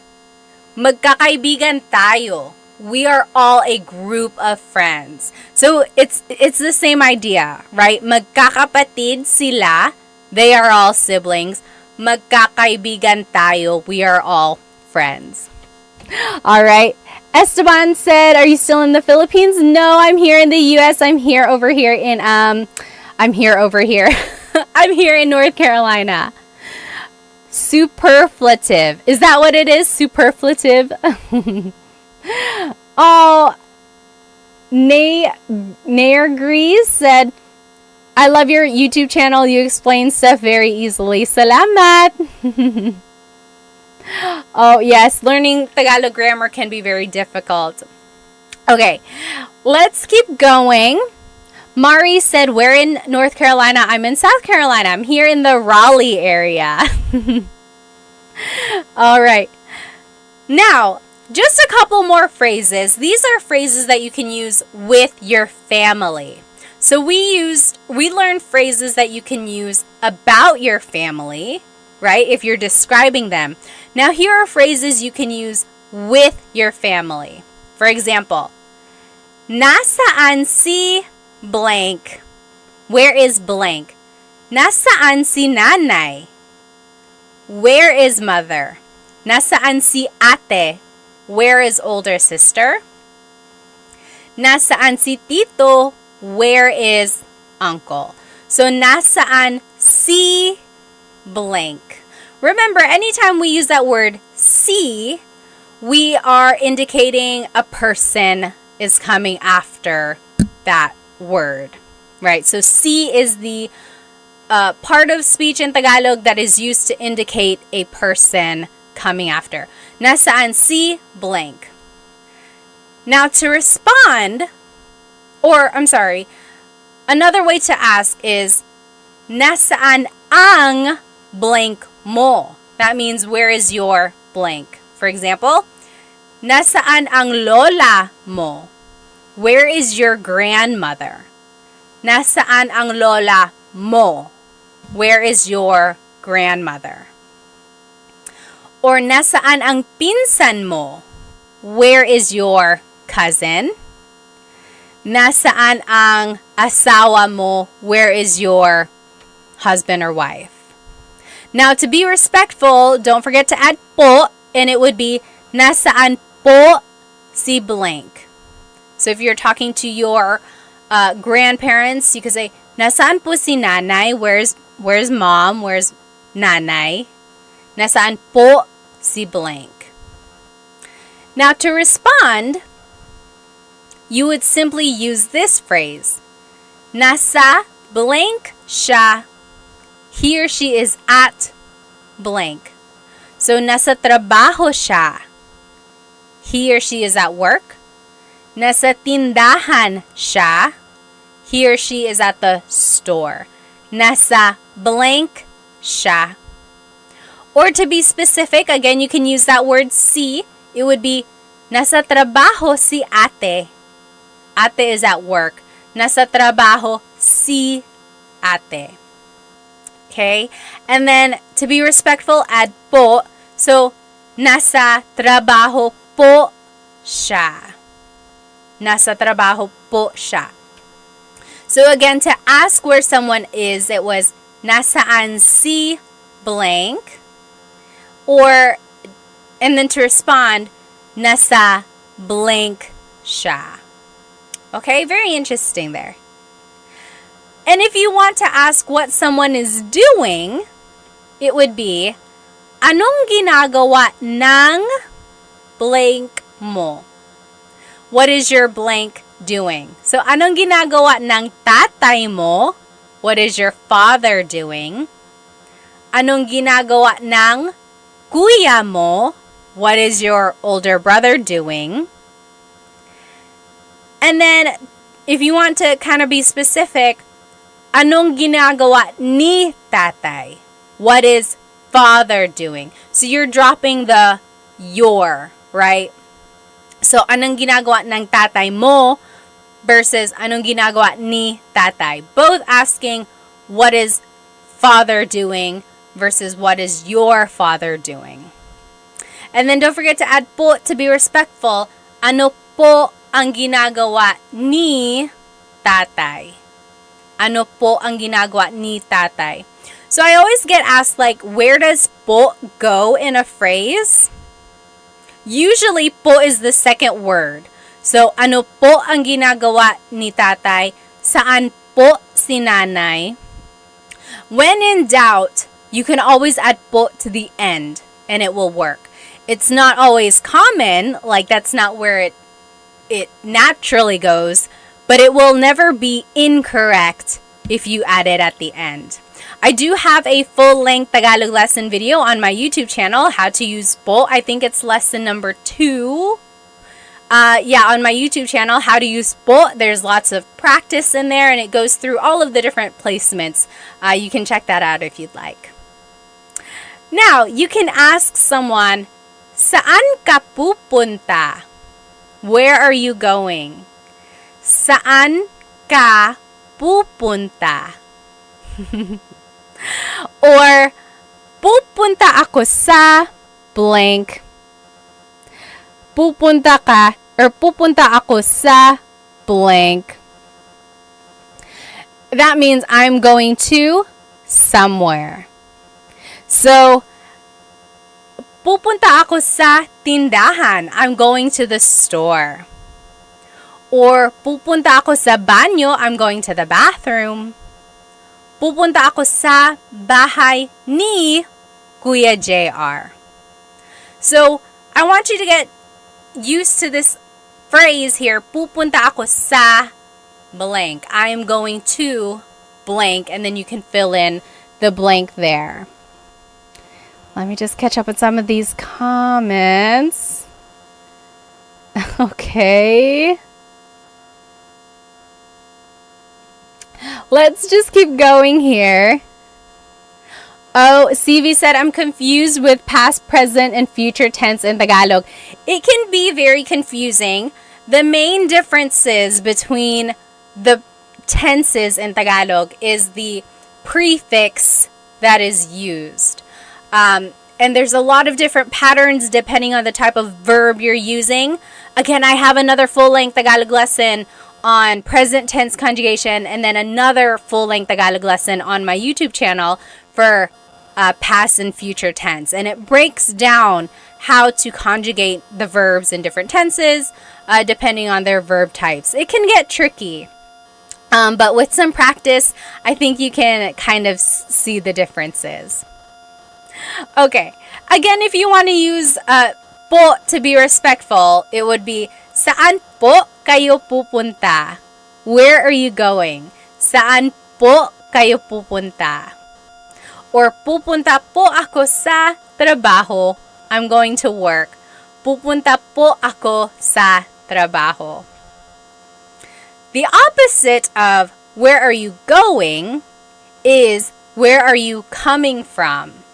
So, saan ka galing? Where are you coming from? Saan ka galing? Your response would be, galing ako sa, I came from, blank. So, saan ka galing? Galing ako sa tindahan. I came from the store. Galing ako sa trabaho. I came from work. Galing ako sa bahay ni Kuya. I came from Kuya JR's house.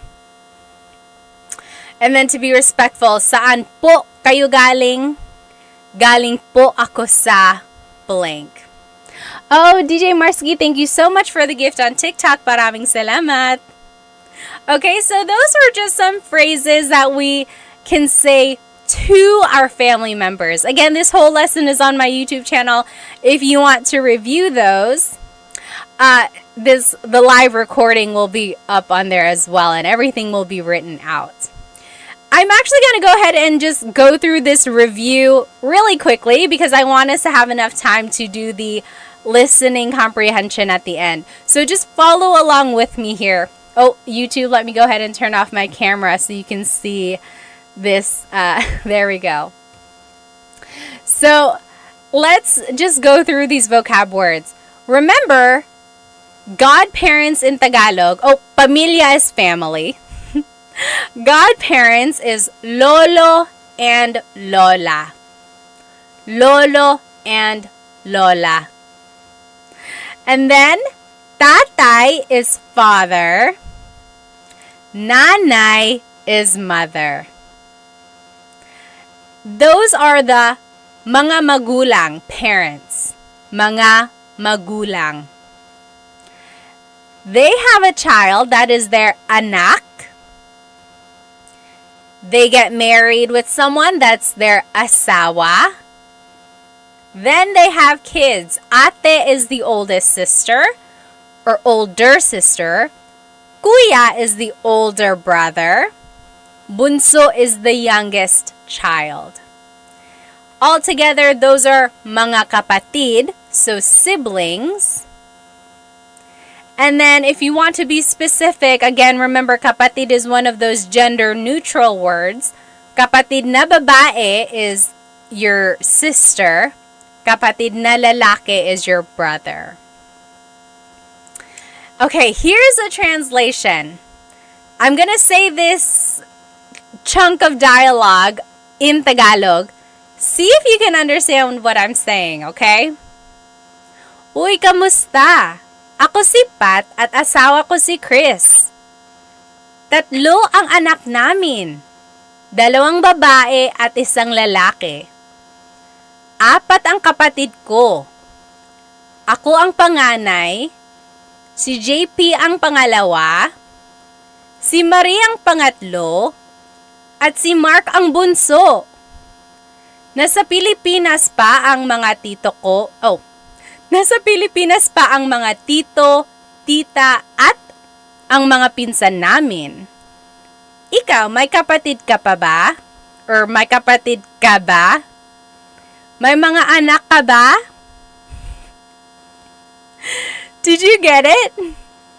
I'll say it one more time, okay? I'll go slower. David said, "What?" And this is not accurate. A lot of this was just made up so I could use the vocabulary words. Someone was like, "You lost me at 3 siblings." I'll say it one more time, okay? Kamusta? Ako si Pat at asawa ko si Chris. 3 ang anak namin. 2 babae at 1 lalaki.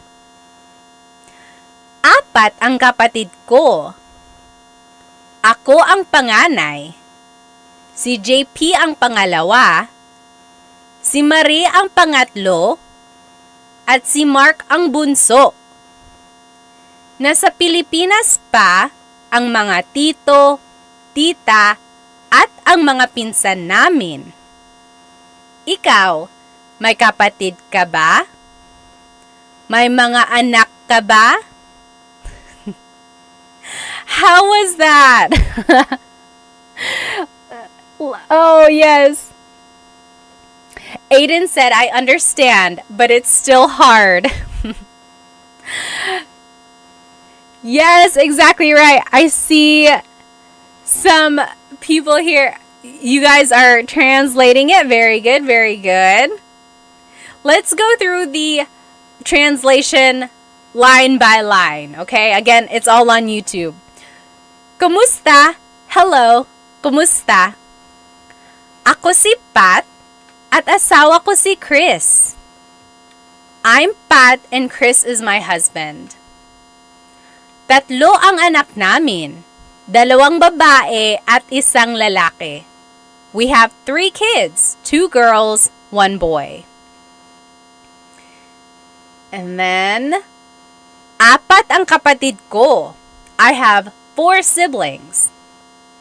Ako ang panganay. Si JP ang pangalawa. Si Marie ang pangatlo. At si Mark ang bunso. I'm the oldest. JP is the second. Marie is third. And Mark is the youngest. Do you see how I used all of those vocabulary words that we learned? Let's keep going. Nasa Pilipinas pa ang mga tito, tita, at ang mga pinsan namin. Our aunts, uncles, and cousins are still in the Philippines. Ikaw, may kapatid ka ba? Do you have siblings? May mga anak ka ba? Do you have any kids? What do you think? Oh, yes, Liana said, more please, I speak Bisaya trying to improve my Tagalog. Oh, good for you, good for you. Unknown says, good morning from Kuwait. Very good. So, I want you, whenever someone is speaking Tagalog to you, don't get tripped up over every word. Okay? One trick to learning a language, I know this because I took 5 years of French in high school and college, so I know how to kind of learn a language, right? I know the challenges that come with it. Don't get tripped up over every single word that you don't understand. Try to, number one, recognize the words that you do know. Number two, use context clues. Okay, we learned a lot of this vocabulary in our lesson, so now we're just kind of putting everything together. Number three, kind of when you feel more comfortable with the vocabulary, the third thing I want you to do is recognize the grammar patterns. Oftentimes, the verb goes first, then it's a pronoun, then it's a noun, or something like that. But oftentimes, the verb in Tagalog goes first. But when you are trying to understand dialogue, the biggest thing you can do is really try to latch onto words that you know, whether it be the root words of a verb or simple vocabulary that you might have just learned, okay? And then use context clues to kind of go from there, okay? I know that was a lot, but I think you might know more than you do. And if that was really, really challenging, it's okay. At least now you know that you can work on it, right? Now you know what you can focus on. So I hope you enjoyed our lesson tonight. This is everything we learned. We learned some family vocabulary. We learned phrases about our families. We learned phrases that we can use with our family members, like, where are you going? Where did you come from? We also reviewed a little bit and we did some translation practice. Okay, I hope you were able to get some vocabulary that you didn't know yet. I hope you learned some phrases that you can start using with your families. And I hope to see you next week in our Tagalog Thursday. So, I hope you have a good rest of your night. I don't want to keep you any longer. Maraming salamat. Thank you so much for joining me. Have a good night.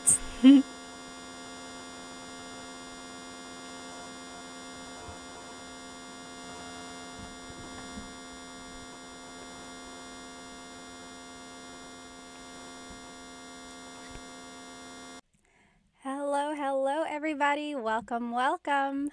Welcome to Tagalog Thursday. Let me go ahead and log on to my Instagram here. Hello, everybody on Instagram. If you are joining me, welcome to Tagalog Thursday today. We will be learning some useful phrases that I think you can use every day. So, if you want to see my presentation, go ahead and hop onto my YouTube channel, and that is where you will see my slides and everything written out. There might be some animations in there as well.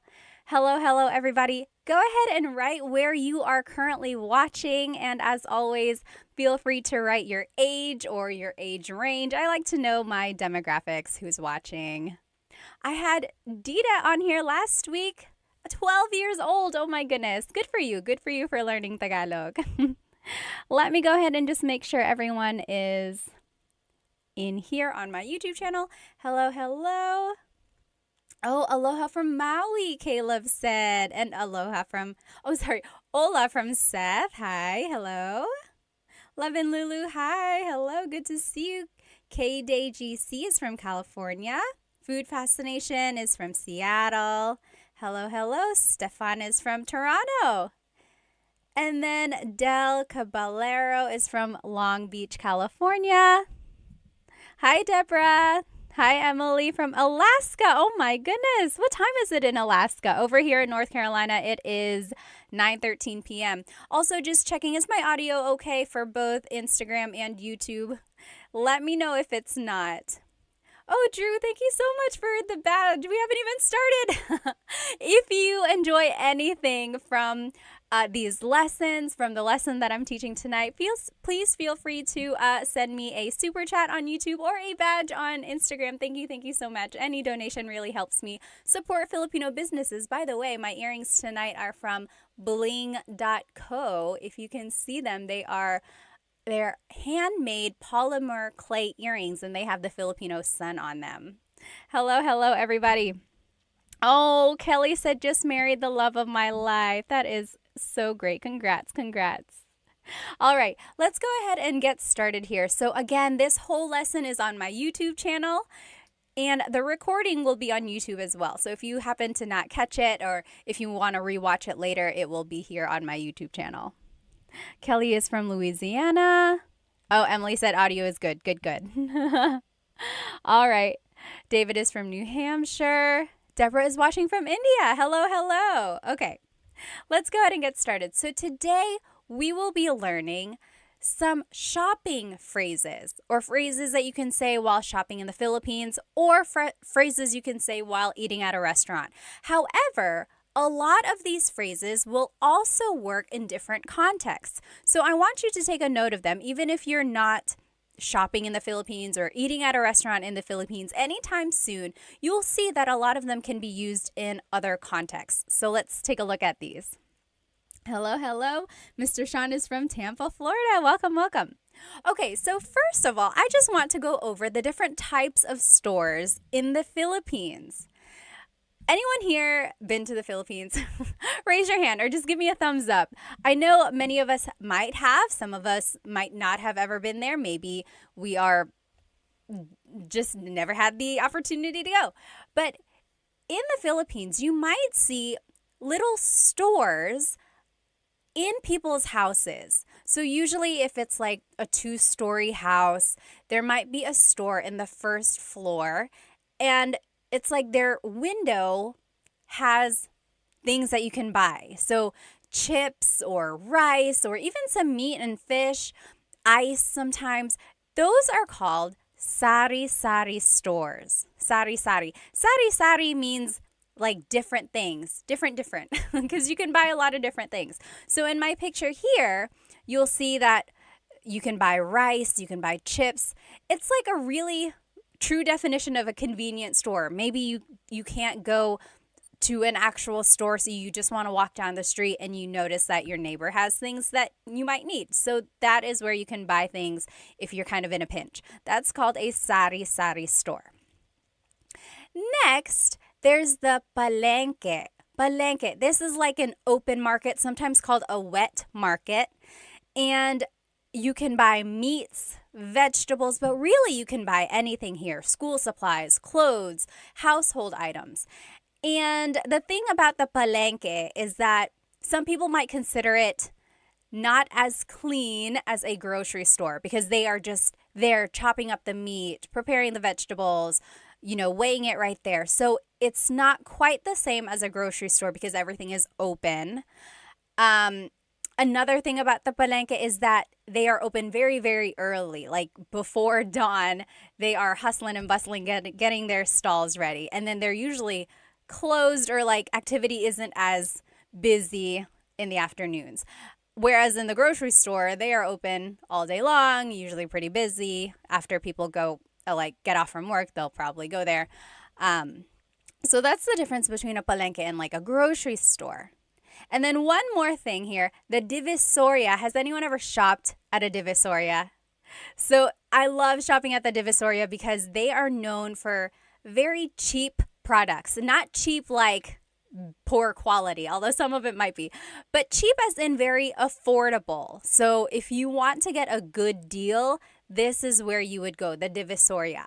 And this is usually in like really busy areas. The Divisoria that I'm thinking of is in Manila, and Some people might say it's a little sketchy. Just make sure you are aware of your surroundings when you are shopping in these places because everyone is trying to get a good deal, right? So it can get kind of crowded. And an interesting thing about the Divisoria, literally in Spanish, the Divisoria means like the dividing line. And it got that name because back in the day when the Spanish colonizers were there, there was this city called Intramuros, literally meaning like the gated city. That's where government officials were. This was like where the elite lived, Intramuros. Right outside of Intramuros was where the Chinese immigrants were. They were kind of segregated. So this dividing line, the Divisoria, was dividing the wealthy Spanish from the Chinese immigrants who were kind of segregated. And then it got this reputation of having these affordable products from the Chinese merchants who were able to sell these goods for such a cheap price. And so from then on, this area has been known to sell these very affordable things. I think that's so interesting. I love history. I love Filipino things. Let me just catch up on some of these comments here. Hello, hello. Oh, Love and Lulu said, in Pampanga, there's a lot of pickpocketers. I think in any big city, yes, Manila, even Cebu City, you just got to be aware of your surroundings. Yes, very good. Oh, Rua said, I love your content. I'm from Japan. Hello, hello. Welcome, welcome.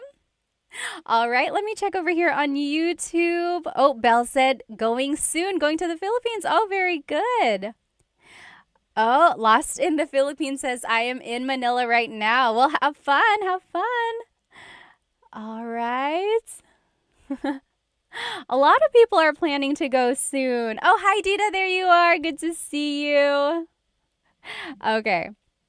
Yes, so here are the different types of stores. So Sari-Sari, Palengke, Divisoria. These are known for like places where you can haggle the price. So if you are good at maybe bartering or like asking for a lower price, these are the places to go for that. However, if you go to like a mall, those prices are pretty set in stone, right? You can't really haggle a price tag at the mall. And the picture here on my YouTube channel, if you are looking with me, this is the Mall of Asia. Raise your hand if you've been to the Mall of Asia before. At one point, it was the biggest mall in Asia, but I think last I saw, there are bigger malls now, I think in other countries, but it's still the biggest mall in the Philippines. There's a skating rink, there's like places to watch shows and things like that, and there are lots and lots of floors up there. If you have been there, what is your favorite part of the Mall of Asia? I haven't been there in a very long time. I think one of my favorite things about the Mall of Asia is the surrounding. Like, it's surrounded by water, and you can get a lot of good pictures over there. All right, so that's the mall. That is another place you can go shopping. And then lastly, nowadays, people can go shopping online. So online selling, I don't know if you've ever seen them. It's much like here in America, or if you're just scrolling through your TikTok, a lot of people will sell things online. They'll just hold up the product, and then whoever says mine in the comments, that will go to them. So those are just some different stores in the Philippines. Okay, awesome. Corner is from North Carolina. Welcome, welcome. Are we neighbors? You must be in my backyard.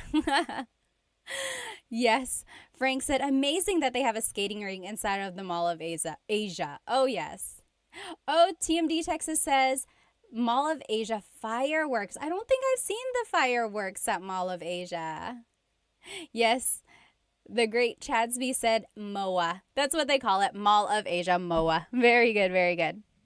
Okay, so let's jump into these phrases now. So if you are shopping, oh my goodness.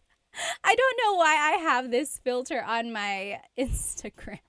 If you're looking at me, I have dog ears. I don't know how to undo that.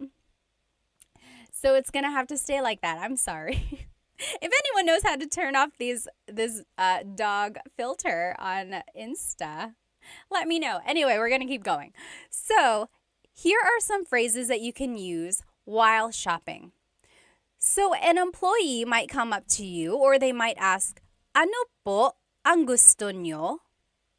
Ano po ang gusto nyo? So ano means what, Po is a sign of respect. Ang means is, or sometimes it's an article. Gusto means to want or like, but in this case, it means to want. Nyo is referring to you. So, ano po ang gusto nyo? What do you want? That is something they might ask you when you enter a store. Yes, very good. And then to reply, you can say, pabili ng blank. Can I please buy blank? Pabili ng blank.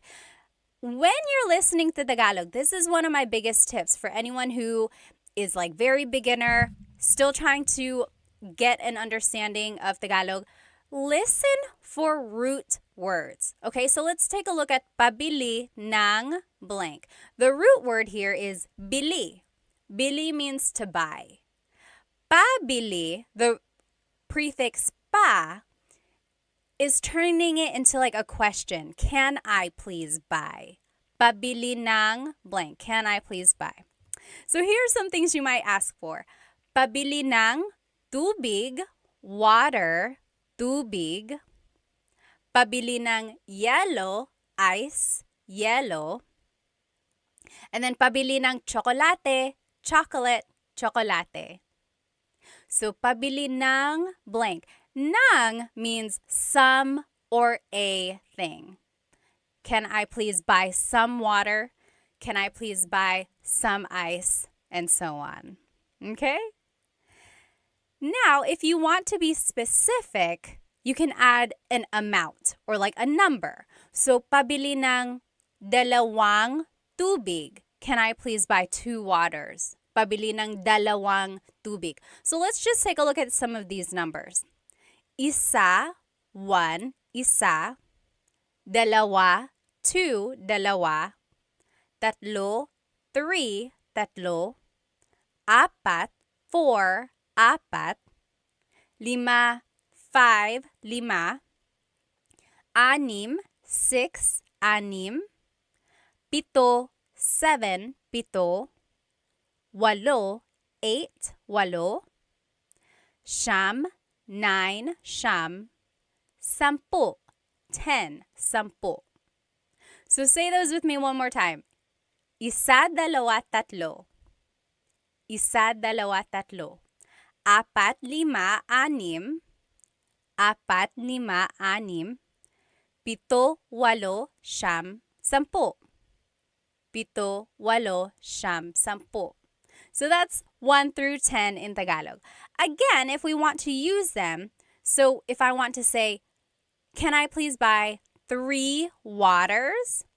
Pabili ng tatlong tubig. So the number goes before the noun.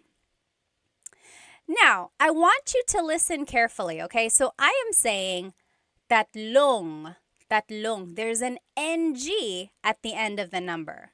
The number is tatlo, but I'm saying tatlong tubig. That is because technically you're saying 3 of water. Tatlo ng tubig. So 3 of water. The NG we're just adding there at the end, or tatlo na tubig. And you only add this NG if the number ends in a vowel. So pabili ng isang tubig, pabili ng dalawang tubig. So both of those end with a vowel, so we're adding the NG. If the number ends in a consonant, we don't add NG, we add the word na. Take a listen.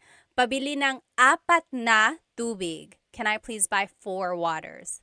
Pabili ng 6 na tubig. Can I please buy 6 waters?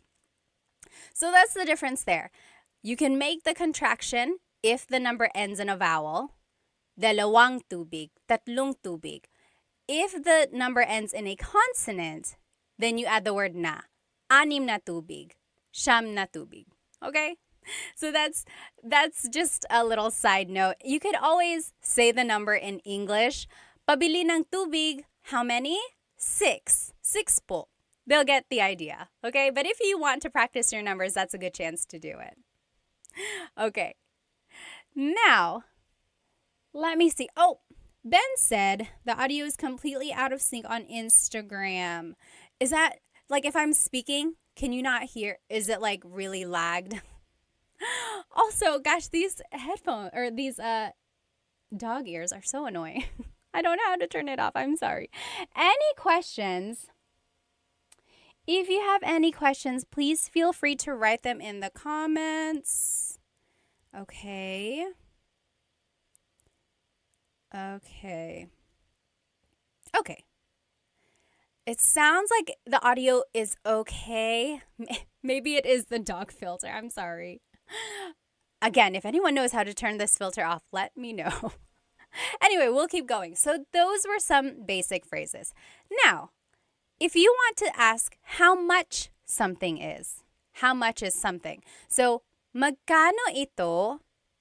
Magkano ito?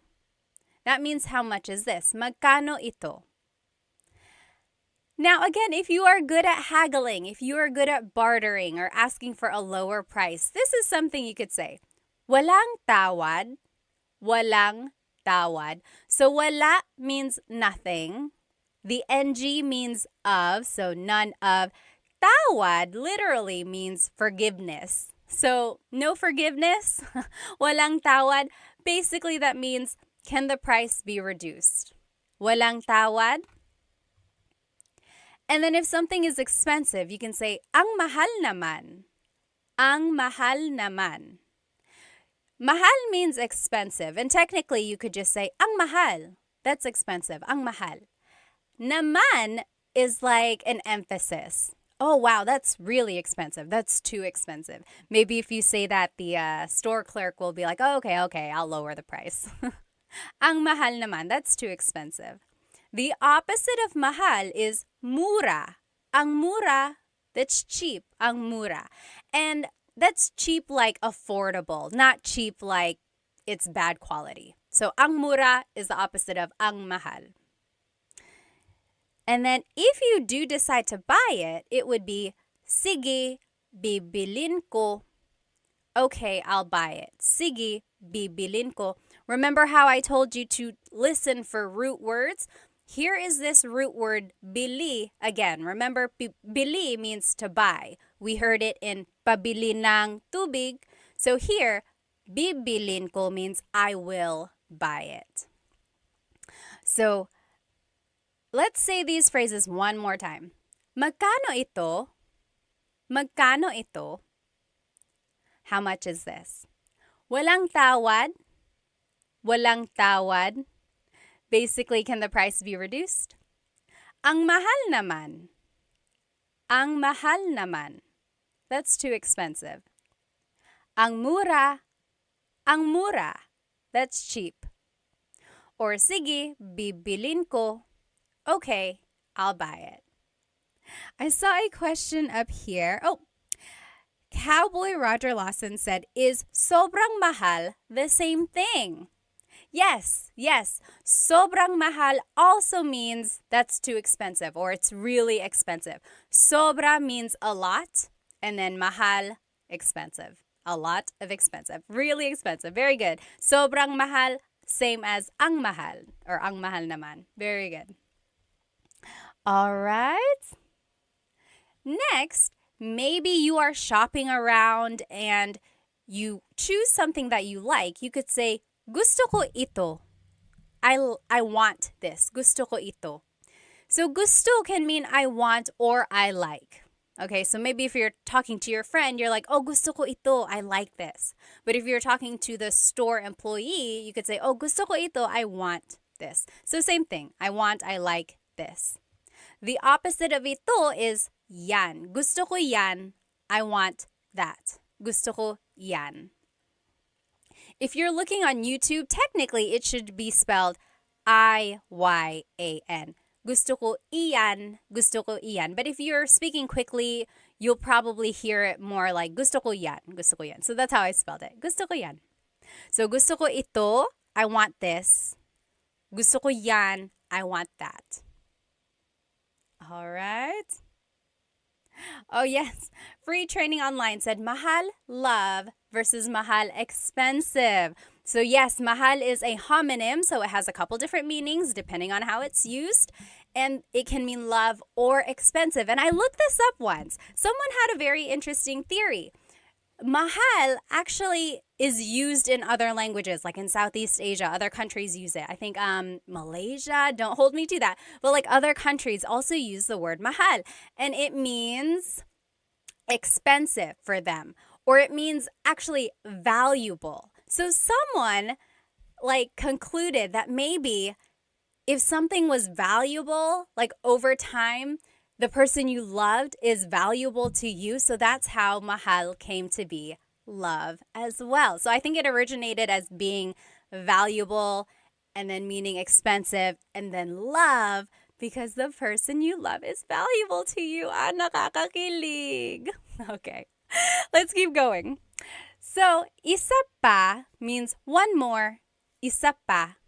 Isa means one. We learned that, right? Isa. Pa means still. So one still or one more, please. Isa pa. Isa pa. And then, iba na lang. Something else. Iba means different. Na lang means instead. So something different instead or something else. So maybe the store employee came out with some options for you and you didn't really like any of them. So you could say, iba na lang, something else, please. Okay, I think someone had a question. Oh, yes. Chris Black on YouTube said, is there a please in Tagalog? Please in Tagalog is paki. Paki. So, like, buksan means to open. Paki buksan yung bottle. Can you please open this bottle? Paki buksan. So paki is like what you would add before the verb. It's not so much like its own word, like we would say please by itself. Although I've heard people say, hey, can you do this, paki? But it's not quite the same. Very good question, though. Let's see. Yes, yes. Someone asked on YouTube, I don't know your name because it's in characters. But it said, pwede ko bang gamitin yung salita ng, can I say this instead? So can you say, kukunin ko to instead of bibilin ko? Yes, yes. So we learned, sige, bibilin ko. Okay, I'll buy this. Literally, I will buy this. You could also say, sige, kukunin ko to. Kunin means to take. I will take this. Yes, same idea. I will take this versus I will buy this. Very good, very good. Okay. Very good. Good questions. Okay. Yes. Oh, Gift Palace said mahal means palace in India. Interesting. Okay. TMD Texas said, wala akong pake. Yeah, I guess that kind of makes sense. Wala akong pake means I don't care. I don't give up. Let's see. Kyle said, I had those lumpia from Costco again. Who sells the best lumpia in Toronto? I don't know who sells the best lumpia in Toronto. Okay, let's keep going. Now, I want to show you this phrase. Alin ang gusto mo? Alin ang gusto mo? This might be a question that a store employee might ask you. Alin ang gusto mo? Alin ang gusto mo? Alin means which. Ang means is. Gusto means to want. Mo is referring to you. Alin ang gusto mo? Which do you want? So for example, maybe if there's something behind the counter and you're like, hey, I want one of those. And they're like, oh, alin ang gusto mo? Which do you want? Here are ways you can respond. We already learned, gusto ko ito, gusto ko yan. I want this, I want that. But you can also add an adjective. For example, gusto ko yung, I like the, or the one that is, and here are some colors. Gusto ko yung pula, I want the red one. Gusto ko yung kahel, I want the orange one. And then just some other colors. Dilaw, yellow, dilaw. Verde, green, verde. Azul, blue, azul. Lila, purple, lila. Puti, white, puti, itim, black, itim. Now, before you get on my case, yes, these are the Spanish colors, because remember the Philippines has a lot of Spanish influence both in the culture and the language. There are true Tagalog colors, like for verde and azul, but most commonly, they would just say the Spanish color. And I want you to sound natural, right? I want you to sound like you know what you're talking about. So there are true Tagalog colors. They are just not as commonly used. You are welcome to use them, but these are the ones that are just more commonly used in conversation, and I want you to sound natural, okay? So again, this is the phrase or the sentence structure you could use if you want to say, oh, I want the red one. I want the blue one. Which one do you want? I want the white one. Gusto ko yung puti. Gusto ko yung itim, the black one. So you would just add the adjective there at the end. If you're talking about something and it's not a color, you could use a different adjective. For example, gusto ko yung malaki. I want the big one. Gusto ko yung malaki. Malaki means big. Or gusto ko yung maliit, the little one. Gusto ko yung maliit. So you see, you're just sticking the adjective there at the end, and it means I want the blank one, the small one, the big one.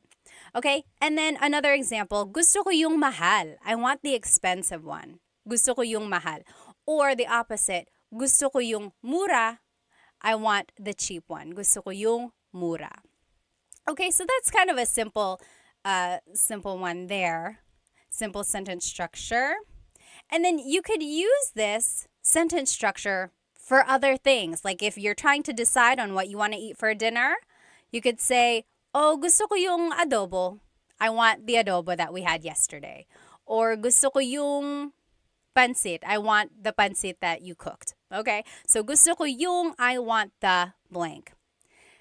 Now, I always get asked in my classes, what is the difference between ang and yung? Because we learned gusto ko yung blank.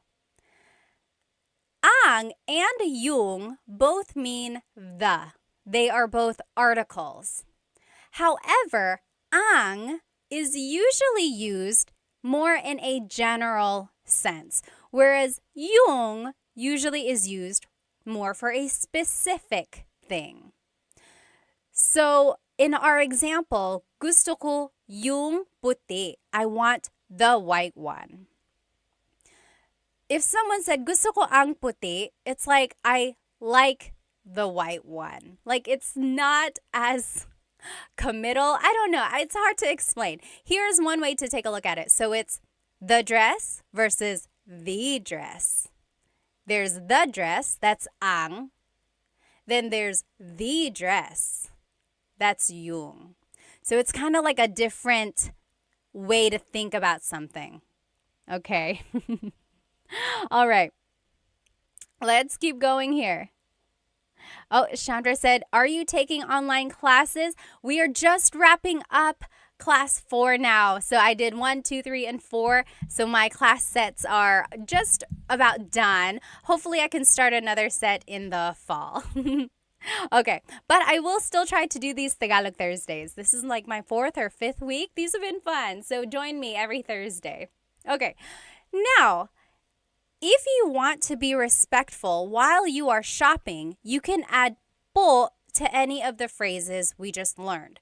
So remember, in the Philippines, we say po to be respectful to our elders, but also to people in authority. So, like priests, doctors, police officers, but also, even if they're not in authority, if you just want to be respectful, like to someone who is working at a store, feel free to add po. Here are the common placements of po. Usually, it's the second word in the phrase. Most commonly, it's the second word. Or it goes after the words ko or na if either of those appear in the phrase. Ko means I or my. Na means already. So if either of those two words appear in a phrase, po usually goes after that. Or po just goes after a set phrase. So when in doubt, always add po to the end of anything you say. and it will be respectful. Okay, that is key there. When you are learning po and you want to be respectful, just add it to the end and it will always work. But let's take a look at the phrases we just learned and see where the po usually goes. Pabili po ng blank. Can I please buy blank? So as you can see, it's the second word there. Pabili po ng tubig. Pabili po ng blank. Or magkano po ito? How much is this? Again, it's the second word there. Walang tawad po. It's just after this set phrase. And basically for the rest of them too. Ang mahal naman po. It's a set phrase, so it just goes at the end. Ang mura po. Another set phrase. And then, sige po, bibilin ko po. It's just another set phrase. Okay. Let's see. And then just to finish up, here are the other phrases we learned and where po would go. Gusto ko po ito. I want this. Gusto ko po yan. I want that. Remember, we learned gusto ko ito, gusto ko yan. Gusto ko ito, gusto ko yan. If you want to add po, it's gusto ko po ito, gusto ko po yan. And that was rule number 2. If ko appears in the phrase, po would go after that. Next, isa pa po. Isa pa po, that's just a set phrase. One more, please. And then, iba na lang po. Something else, please. Iba na lang po. Just another set phrase. Let me catch up on some of these questions.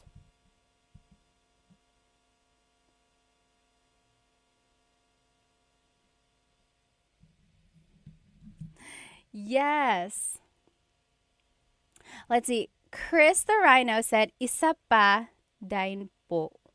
Gusto ko yung malaki po. Is this right?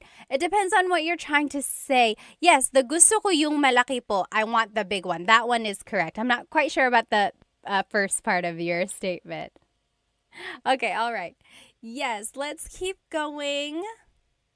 So those were just some phrases that you can say while shopping. Anyone have any questions about these shopping phrases before we move on to the restaurant phrases? So a lot of these you can use in other contexts. So like gusto ko ito, gusto ko yan. It doesn't only have to be about shopping, right? You could be talking about a book, or you could be talking about anything really, the show that you're watching or a song that you're listening to. Gusto ko ito, gusto ko yan. Okay, now let's keep going. Here are some phrases you can use while eating at a restaurant. When you enter a restaurant, the host or hostess will probably ask you, ilan po sila? Ilan po sila? So ilan means how many. Po is referring to you, or I'm sorry, po is a sign of respect. Sila means they. So how many of you are there? How many are they?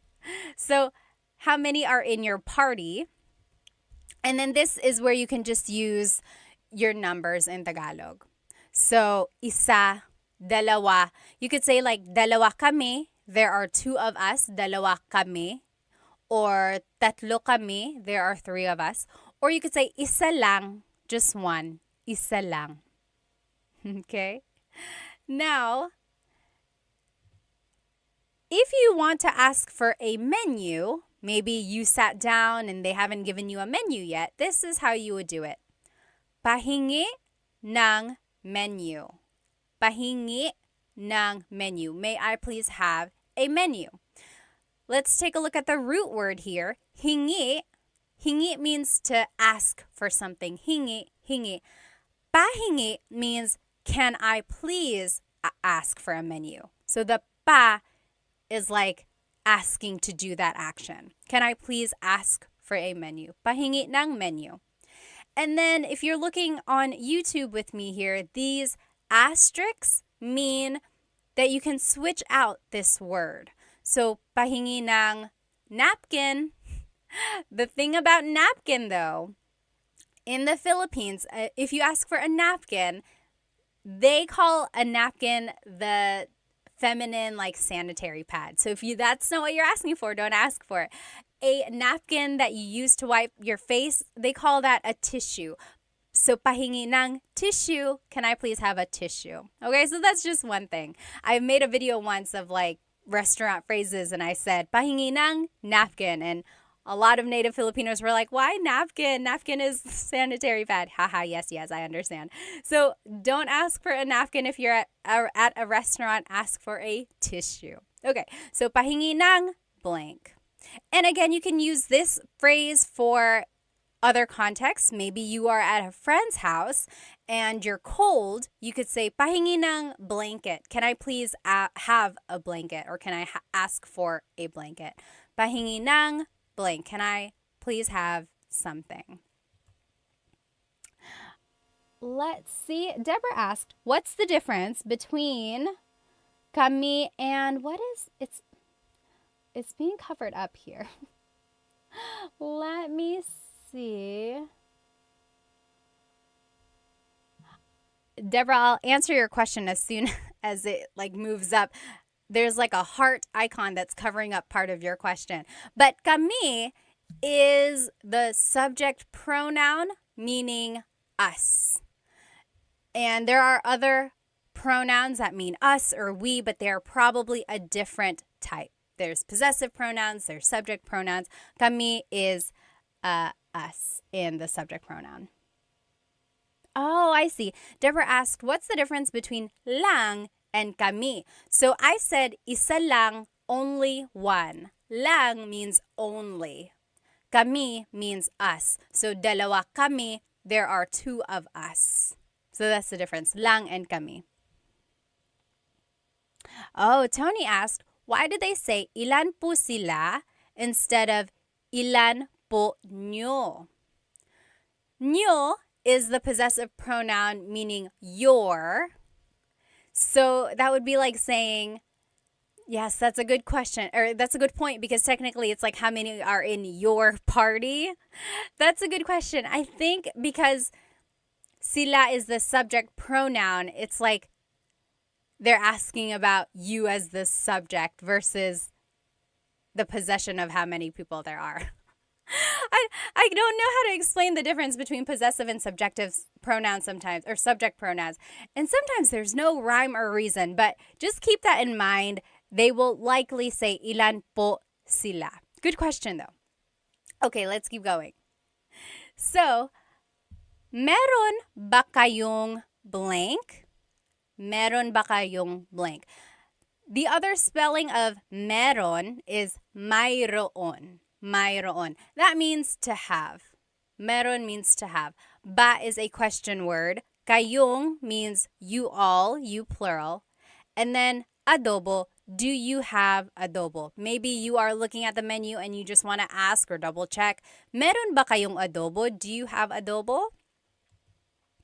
So that is one question you can ask. And then again, it's underlined because you can always switch that out. Meron ba kayong pansit? Meron ba kayong blank? Meron ba kayong sinigang? Do you have pansit? Do you have sinigang?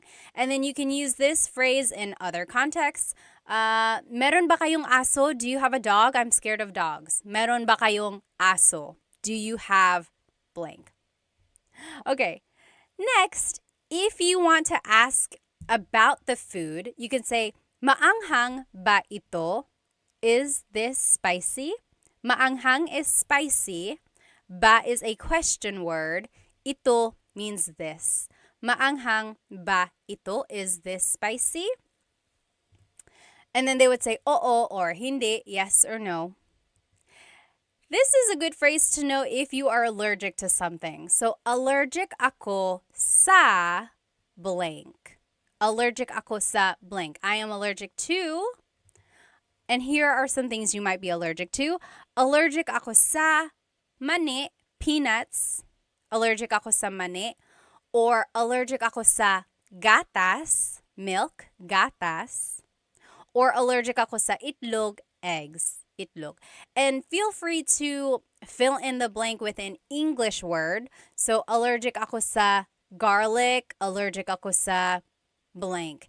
And it doesn't only have to be food. It could be allergic ako sa pusa. I'm allergic to cats. Allergic ako sa blank. I am allergic to something. Next, maybe you are done reading the menu and the waiter comes over and says, "Ano po ang order nyo?" Ano po ang order nyo? Ano means what? Po is a sign of respect. Ang means is or are.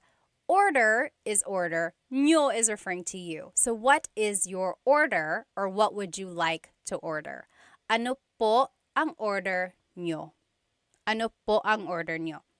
Your response would just be, gusto ko ng blank. Gusto ko ng blank. I want blank. And if you want to add a couple different things, the word and in Tagalog is at. So let's take a look at these. Here are some things that you might order. So kanin is rice, kanin. Kape, coffee, kape. Tubig, water, tubig. Tsaa, tea, tsaa. Gulay, vegetables, gulay. And prutas, fruits, prutas. So if I were to ask you, ano po ang order nyo? What is your order? You could say, gusto ko ng kanin at gulay. I want some rice and vegetables. Or, gusto ko ng tsaa at kape. I want tea and coffee. Okay, so that's how you would kind of respond there. Let me just catch up here. All right. The great Chadsby said, allergic ako sa isda. He is allergic to fish. Yes, that's one way you can use that. Oh, thank you, Spooky. I'm glad you've enjoyed my videos. Thank you, thank you. Yes, Dave asked, nag-stream ba kayo sa YouTube? Yes, this is on YouTube right now, so you can follow along. Okay, any questions about any of these phrases that we have learned so far? So we know how to say how many are in our party. We've learned how to order something. We've learned how to say things we're allergic to. Now, maybe the food is finally here. You can say, ayan na. There it is, ayan na. Ayan na, that's just an expression. And you can use that in other contexts, not just at a restaurant. Maybe you are at a concert and the opening number was taking a long, long time. You're like, where is the people I actually want to see? So you could, when they come out, you could say, oh, ayan na, there they are. Ayan na, there it is. And then a lot of people say, kain tayo, let's eat. Kain tayo. Or kain na tayo. Na means already, or sometimes it's like an emphasis. Let's go ahead and eat. Kain tayo, kain na tayo. Now, here are some ways to ask or to talk about the food if it's delicious. So, masarap ba? Masarap ba? Is it good? Is it delicious? Masarap ba? Masarap ang pagkain. Masarap ang pagkain. The food is good.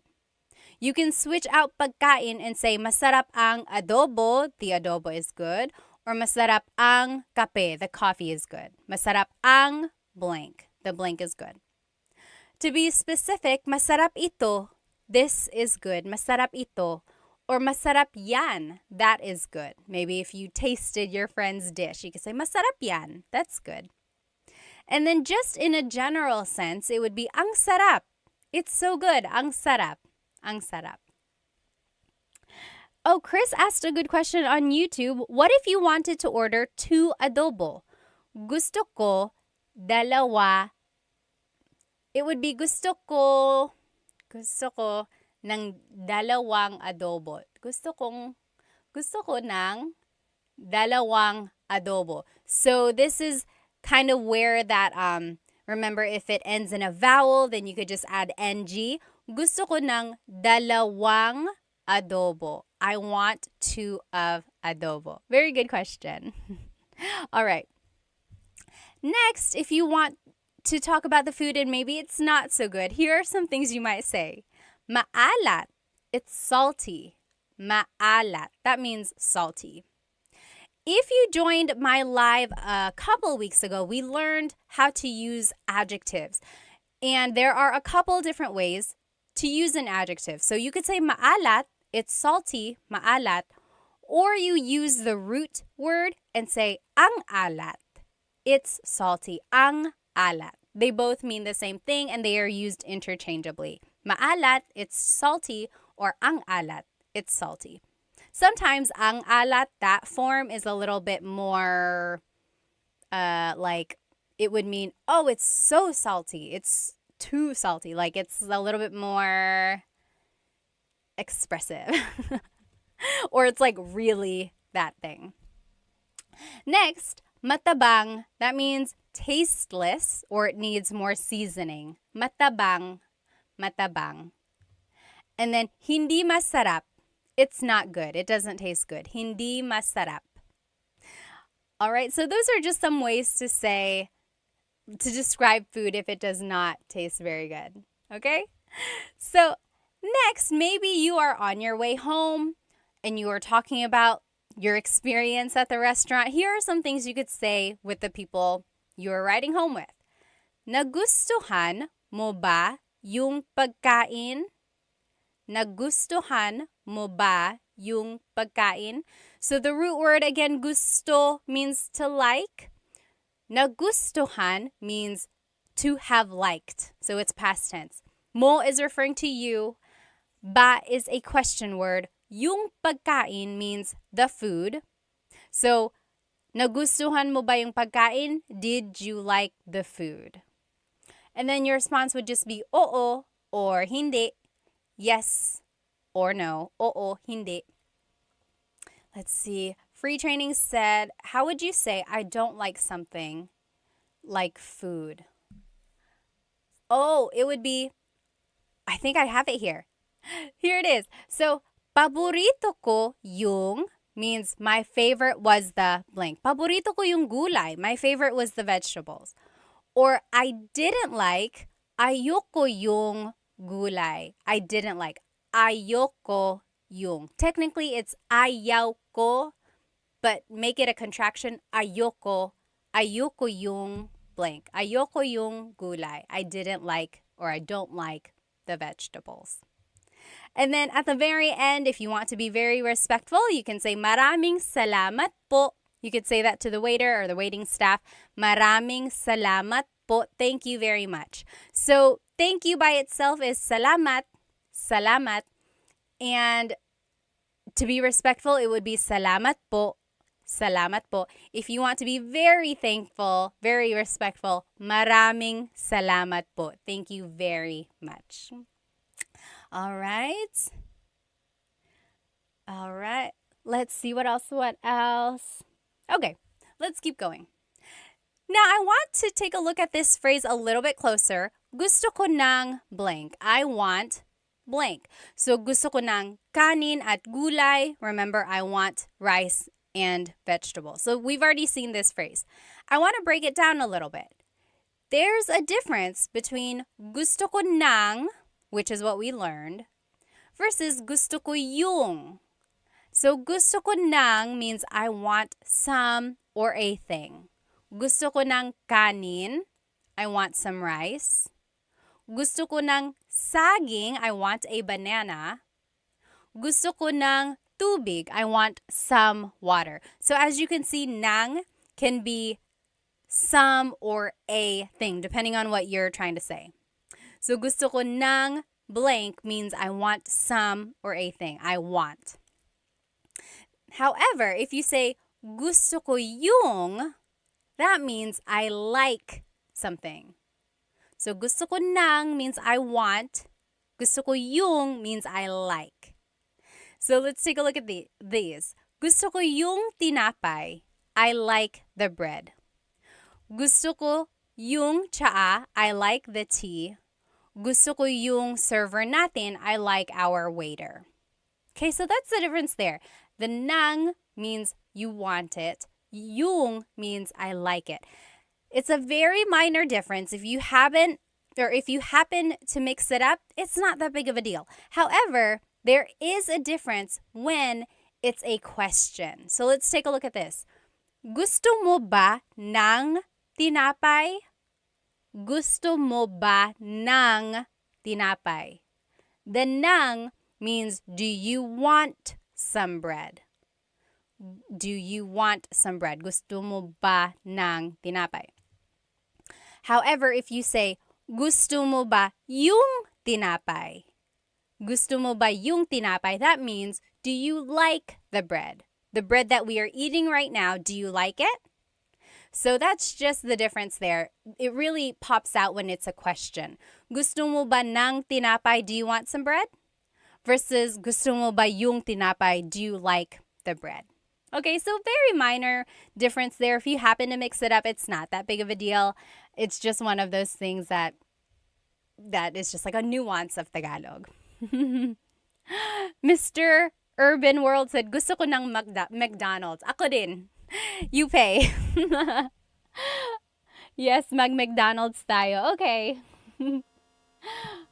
Nanay, tatay, gusto ko ng tinapay. That's a nursery rhyme. Yes, Dennis said, gusto ko ng Jollibee. I want some Jollibee. You get it, you get it. So I want versus I like. Okay? Now, we are wrapping it up here. I will finish this lesson by asking you, ano ang paborito mong restaurant? Ano ang paborito mong restaurant? Can you figure out what I'm asking you? And then type it in the comments. Ano ang paborito mong restaurant? Or another way to ask it is, ano ang paborito mong kainan? Like, kainan literally means like the place to eat. So it's like technically restaurant. So yeah, that's the way you could say it. Ano ang paborito mong kainan? Yes, very good, very good. Filipino 25, got it right. What is your favorite restaurant? Love and Lulu said, my favorite restaurant is Korean. Lucky said chicken adobo, barbecue. Very good. Yes, SF180, you got it. Very good. Yes, Tony said, how would you say I want that bread? So I want that bread would be gusto ko yung tinapay. Now, that bread, like this specific one, would be like gusto ko yung tinapay na yun. Gusto ko yung tinapay na yun. I like that specific bread. Very good. Very good. Yes, you guys all got it. Now, if you want to reply in Tagalog, this is how you would do it. Paborito ko ang blank kasi blank. So, ano ang paborito mong restaurant? Paborito ko ang, here are some examples. Paborito ko ang Jollibee kasi masarap ang pagkain. So, kasi means because, kasi. And then, masarap ang pagkain means the food is delicious. Very good. Paborito ko ang blank kasi blank. I want you to write that in the comments. Ano ang paborito mong restaurant? And then formulate your answer. Paborito ko ang blank kasi blank. Here's another example. Paborito ko ang McDo kasi mura lang. So my favorite is McDonald's because it's cheap. So that's just to show you the sentence structure here. Paborito ko ang blank kasi blank. My favorite is blank because blank. I'm just reading some comments here. So Free Training said, there's that word ba, and if you continue saying it, it becomes many different words. Oh, the ba. Are you talking about like ba? A lot of comedians make jokes about that, right? Like ba. So depending on how you're saying it, it could be ba, chin, ba. Emphasis is on the first syllable, ba. Then there's ba. Emphasis is on the second syllable. That means to go down, ba. Like going down an elevator, ba. Then there's ba, like the question word that we know. So a lot of people say like, bababa ka ba? Are you going down? Bababa ka ba? Are you gonna go down the elevator or going down the stairs? Yeah. Funny, funny. All right. Let's see what people's answers were.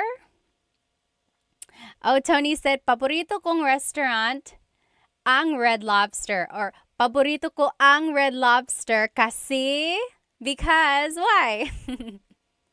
Very good, very good. Paborito ko ang dot, dot, dot. So, those are just some phrases that you can use when you're shopping or when you're eating at a restaurant. Parker said, paborito ko ang mesa kasi masarap ang sisig. I've never eaten there before. Saan yan? Where is mesa? Filipino25 said, love your earrings. Thank you. They are from bling.co. Make sure you find them on Instagram. Okay, so again, just to review, this is what we learned today. We learned the different types of stores. Remember, there are some stores in people's houses. Those are called sari-sari stores. Sari-sari means a variety, like a variety of things, because they sell a variety of things at their stores. So the stores in people's homes, those are sari-sari stores. Then there's the palengke, or the wet market. You can buy produce, you can buy meats, you can buy household items there. Then there's Divisoria. That's like an outdoor, it's not even outdoor. It's just like a bazaar, or like a place where you can buy really affordable things, usually clothes or even household items as well. And then there's the mall. Of course, you can't really haggle the price at the mall. Those price tags are pretty set in stone. And then there's online selling, of course. And then we also learned some shopping phrases. So, can I please buy something? Or asking for more or something. Then we learned how to incorporate numbers and colors.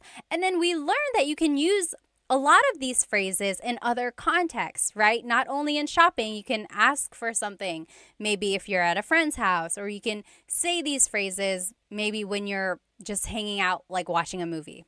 And then lastly, we finished off by learning some restaurant phrases as well. We learned how to describe food, if food is delicious or something like that. Let me just catch up here. Oh, Hoff Basse said, shout out from Tagaytay, Vesh. When my kid gets old enough, I want him taught by you. Sige, kaya mo yan. You can do it. G-Max said, hi from Canada. Hello from Victoria, BC. Hello, hello, everyone. Oh, Deborah said, what's pasalubong? Anyone know what pasalubong is? Pasalubong is, so salubong, the root word salubong means to like meet someone where they are. Salubong. Pasalubong is a souvenir usually brought by someone who has been away. So usually Filipinos who go back to the Philippines have a lot of pasalubong for their families. So chocolates, t-shirts, toys for kids, a lot of the things that they can't afford on their own, or things, just a way to show that you've been thinking of them. Or like if you just happen to go on a business trip, you might bring a pasalubong back for your family because you thought of them while you were away. That's a pasalubong. All right. Jackie said, hey from the Bay Area. Hello, hello.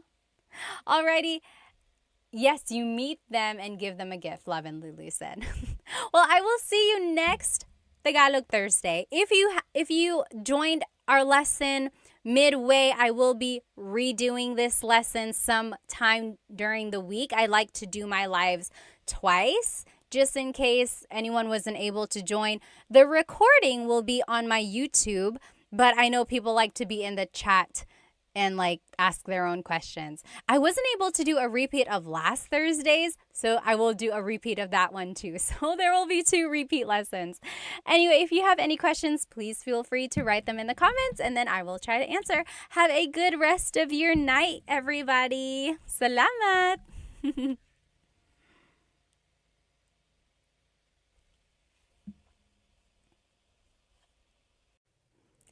Hello, everybody. Welcome to another live Tagalog lesson on YouTube.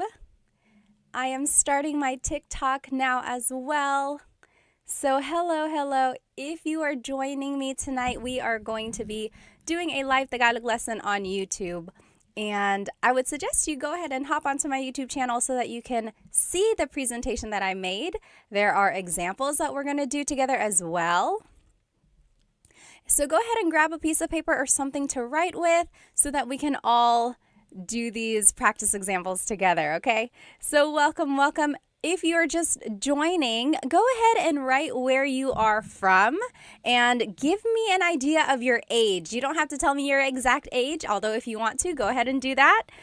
And if not, you can just say, oh, I'm in my 20s, I'm in my 30s. I like to know where my audience is and how old everyone is. So welcome.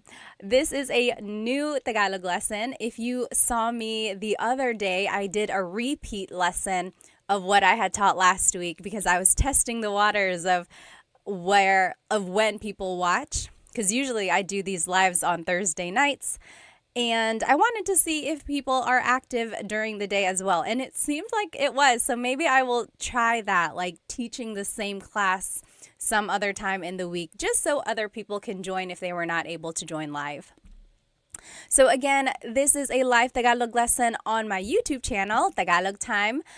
And if you want to see the presentation that I made, there are practice examples, go ahead and jump onto my YouTube channel. Otherwise, you're welcome to stay on my TikTok. Okay, so let's go ahead and get started. Hello, everybody. It looks like we have, let's see, Starry Moon is from Calgary, Canada. Killionaire is from Oahu. Hello. Thank you for joining us. David is 64. Taho 0000 is from California. Hello. The Gehring family is from Ohio. Welcome. Let's see. We have someone from Pennsylvania. Kenna Morrow. Hello. David is from Auckland. Who is here with us on TikTok? Let's see where everyone is from. I'm here in North Carolina, the east coast of the United States. So it's about 8:30 p.m. here. Oh, Hima, thank you so much for a gift. Thank you so much. If you enjoy anything that you learned tonight, please feel free to purchase a super chat on YouTube or a badge or one of the gifts on TikTok. They really help because it helps me support Filipino brands. As you can see, I'm wearing Filipino earrings. So again, I just love supporting Filipino companies. So any donation you give really helps. Let's see. Oh, user 488 is from LA. Hello. Who else do we have? Oh, someone is Korean. Well, welcome. I hope you learned some Tagalog. Okay. Oh, Trent is from Iowa. Hello. Okay, let's go ahead and get started, guys. Flo Cash is from West Virginia. Hello. Joe is from Alaska. Taga Japan. Someone is from Japan. Sure is from New Mexico. Hello. Good to see you. James is from Texas. Johnny is from Oklahoma. Okay, let's go ahead and get started. So again, we are on YouTube and on TikTok, but if you want to see the presentation, it's on YouTube. And we will be learning some adjectives as well as some sentence structures so we can say some simple descriptions and compliments or any like short phrases to describe someone or something. Okay, I think this will be a very useful lesson because then you'll be able to start saying short, useful phrases.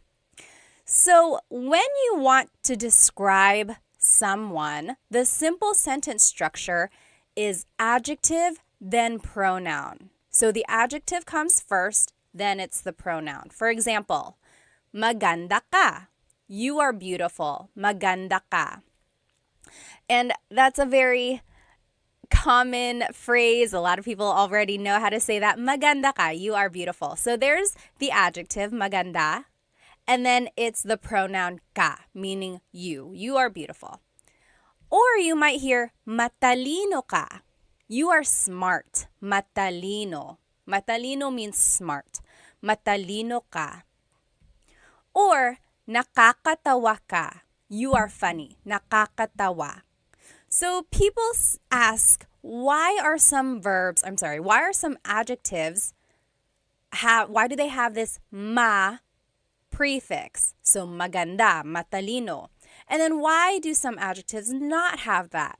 So nakakatawa means funny, but it doesn't have that pattern of having the ma prefix. And in Tagalog, the ma prefix just means it's describing the quality of something. So when you take off the ma, it's actually a noun sometimes. So take the word maganda. That means beautiful. But if you take off the ma and it's just ganda, that is the noun meaning beauty. Isn't that interesting? But it doesn't work for all adjectives. It does work for matalino. Matalino means smart.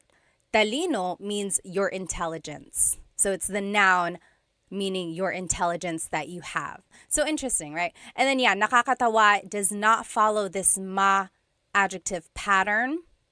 And that's just how it is. Some words don't follow the pattern. But so this is the simple sentence structure when you want to describe someone or something. Maganda ka. So it's adjective pronoun. You are beautiful. Maganda ka. Matalino ka. You are smart. Nakakatawa ka. You are funny. Okay, so let's keep going. Oh, one more example. Mabait ka. You are nice. Mabait ka.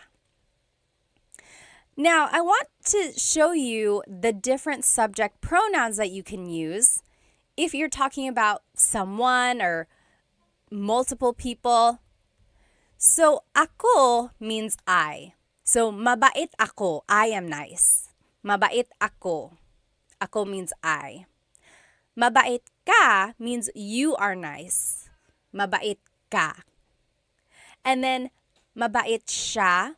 He or she. Mabait siya. A couple things I want to point out about siya. First is the pronunciation. It looks like it should be pronounced siya, siya, but it's actually pronounced sha, sha. So the S-I-Y, it's a sha sound, sha. And then another thing I want to point out about the subject pronoun sha is that it is gender neutral. So it can be man or woman. So you actually have to figure out who they're talking about based on the context clues. So mabait siya, he or she is nice. And then sila is they, mabait sila. Mabait sila, they are nice. And then tayo is we inclusive. Kami is we exclusive. So in Tagalog, there are two different types of we. And I don't know why. It's very interesting. So tayo is we inclusive. That's you and me, all of us as a class. We are nice. All of us. Mabait tayo. You get it? Everyone is included, so it's inclusive. Mabait tayo. Versus kami is we exclusive. So that would be like if you were calling me on the phone and you were like, hey, what do you like? Or what do you guys like? And then I would say, oh, mabait kami. Me and my husband, Chris, mabait kami. We are nice. So you're not included. I'm just telling you about it. Okay, so that's kind of the difference there. And then kayo is you plural. Mabait kayo, you all as a class, mabait kayo. Okay, so those are the different subject pronouns. Let me catch up on some of these questions here. Let's see. Oh, yes. Turtle Tim asked or said, I get confused about the placement of po in sentences. We're actually going to see where po would go here, so hold that thought.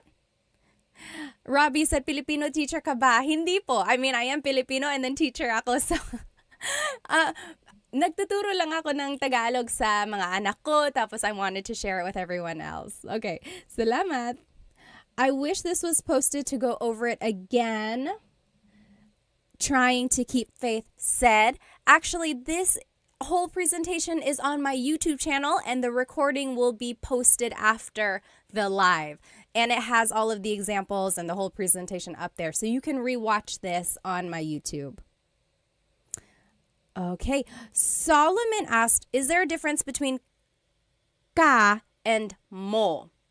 Very good question. Ka is a subject pronoun, which is what we are using right now. Mo is a possessive pronoun, which we will be using in just a minute. So keep that thought.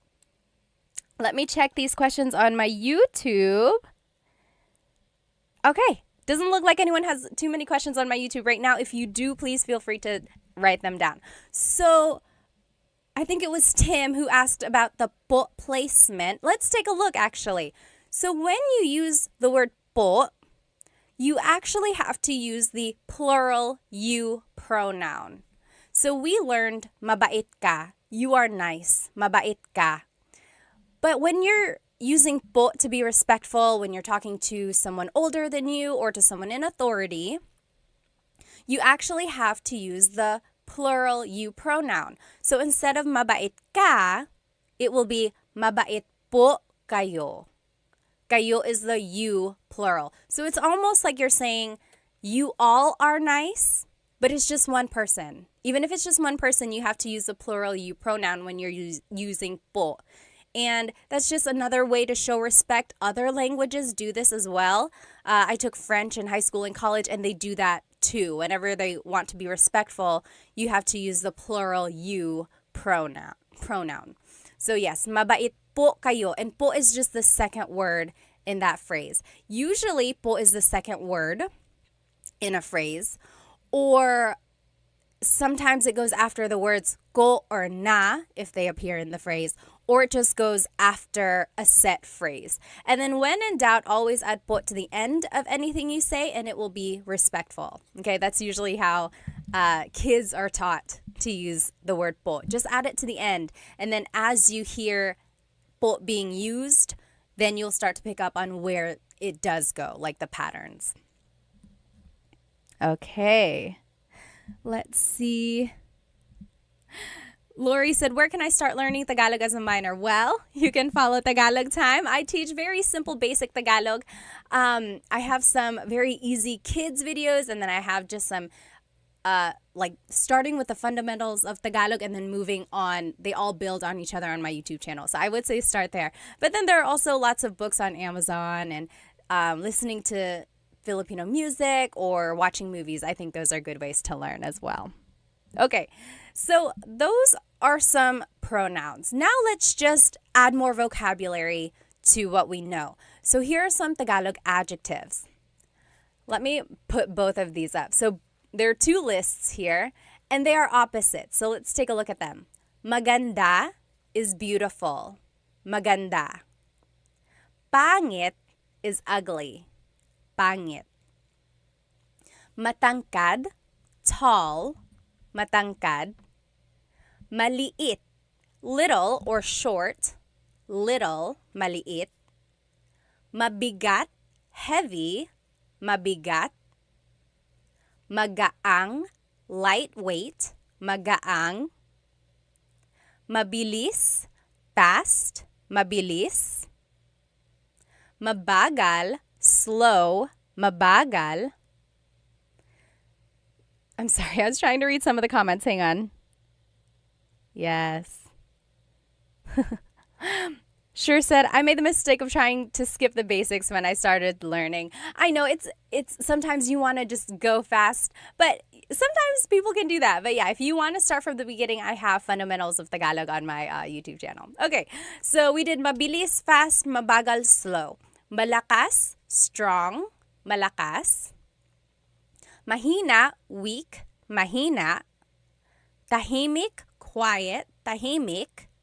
Maingay, noisy, maingay. Malinis, clean, malinis. Madumi, dirty, madumi.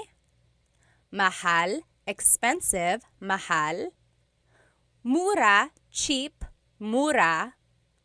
Matalino, smart, matalino. Bobo, stupid, bobo. Bago, new, bago. And then luma, old, luma. So those are just some different adjectives. Fidel, thank you so much for the gift on TikTok. Thank you. It really, really helps. Thank you. So those are the different adjectives that we can use. And again, as I mentioned, usually Tagalog adjectives have the prefix ma. As you can see, a lot of these adjectives have the prefix ma. Maganda, matangkad, mabigat. And when the ma is dropped, sometimes it's the noun form. So like I said, ganda is beauty, maganda is beautiful. But it doesn't really work for all of them. Like mahina is weak. Hina isn't like weakness. Kahinaan is weakness. So you kind of get the idea. If you can kind of recognize root words, that'll help with your translation. Yes, Deborah asked, is mahal the same word for love and expensive? Yes, it is. Mahal can mean expensive, like, oh, ang mahal ng pagkain. The food is expensive. Ang mahal. Or it can be love. Mahal kita. I love you. Mahal kita. Interesting, right? Okay. Oh, Solomon asked on TikTok, is it right to say ganda mo? Hold that thought. We're going to see. We're going to see that. Okay. So I want us to do some practice. So here on the top left corner are the is the sentence structure. Adjective plus pronoun. And the example is maganda ka, you are beautiful. Maganda ka. There's the adjective, there's the pronoun. Under that is the subject pronouns. So ako is I, ka is you, siya is he or she, sila is they, tayo, we inclusive. Remember, that's all of us, tayo. Kami is we exclusive. So me and someone else. That's kami, we. And then kayo is you all. So those are the different subject pronouns. Now on the right side of your screen, you will see the practice questions. I gave you the English statement, and I want you to translate to Tagalog. And I even gave you a hint in the parentheses is a vocab word that you might need in the phrase. So for example, they are happy. They are happy. How would you say that in Tagalog? Let's do number 1 together. They are happy. So remember, we're just following this sentence structure. Oh goodness, my face on YouTube is covering up the part of the screen. I'm just going to turn off my face over here on YouTube. Okay, there we go. So sorry about that. So there we go. So this is what you're going to need to do these practice questions. Top left is the sentence structure. Bottom left are the subject pronouns. And then to the right side of your screen, you will see the practice questions. They are happy, and I gave you the hint. Masaya means happy. So let's do that one together. The adjective happy is masaya. And then it's the pronoun they. What is they? They is sila. Masaya sila. They are happy. Masaya sila. Easy, right? It's just 2 words. Masaya sila. They are happy. What do you think he is new is in Tagalog? He is new. How would you say that in Tagalog? Go ahead and take a minute to answer that. I'm just going to catch up on some of these questions or comments.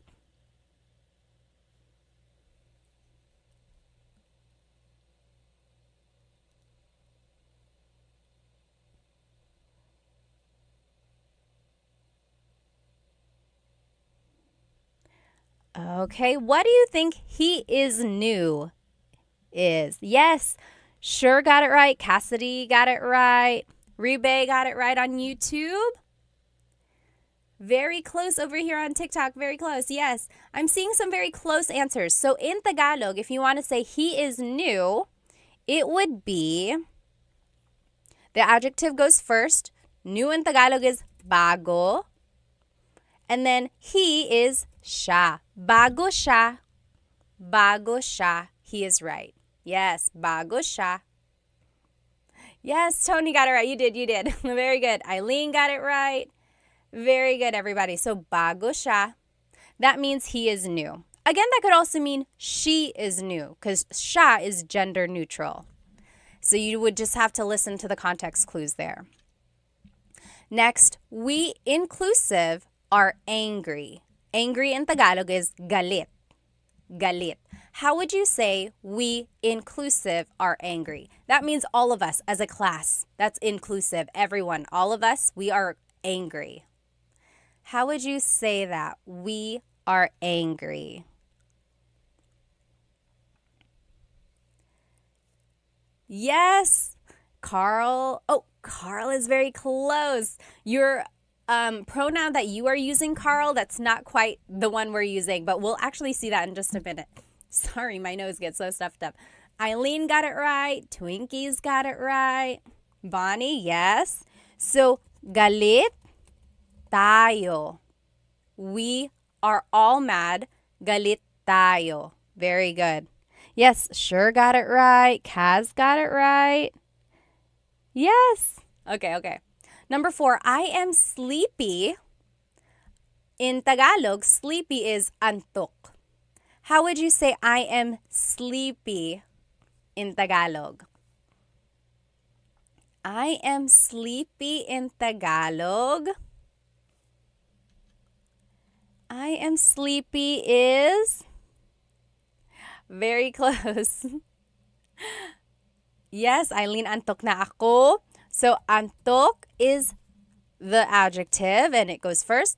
And then it's just ako. Antok ako. I am sleepy. When you add na, like Almarie did and like Eileen did, na can mean already, like, oh, I'm already tired. I'm tired already. Or sometimes it's an emphasis. So like, oh man, I'm tired. Antok na ako. So yes, very good. But you could also just say antok ako. I am sleepy. Antok ako. Yes, very good. Doctor got it. Sure got it. Very good. Yes, Cassidy asked on YouTube, can I use inaantok ako? And then someone on TikTok said that as well. Yes, inaantok also means sleepy.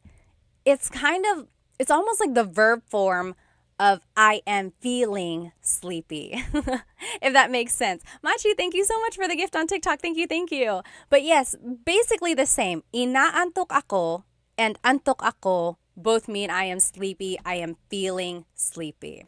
Very good. Last example here. Are you tired? So now this one is a little different because it's a question form. So I want to see if you can guess how to make it a question. So are you tired? Pagod is tired. Ba is the question word that you would add. Where do you think it would go? Are you tired? How would you say that in Tagalog?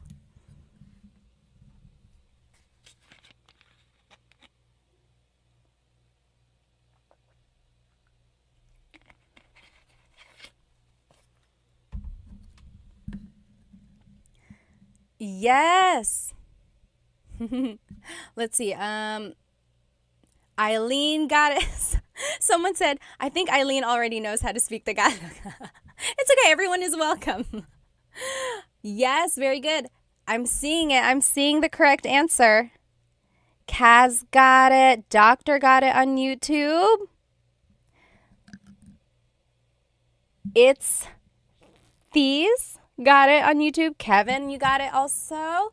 Almarie, yes, Jay. Siswo, you guys are all getting it. So, are you tired in Tagalog? Pagod is the adjective. Remember the adjective goes first. Pagod. Then it's the pronoun you, ka. And then ba is at the end. Pagod ka ba? Are you tired? Pagod ka ba? You should say this to anyone you know. Maybe it's your husband or wife later tonight. You just say, pagod ka ba? They're going to be like, yes, I am. First of all, where did you learn that? Pagod ka ba? So, if it's just the phrase, pagod ka, you are tired, pagod ka. But when you add the ba, it turns it into a question. Pagod ka ba? Are you tired? Okay? Carl said, do you do live daily? No, usually I've been trying to do Thursdays, so Tagalog Thursdays. And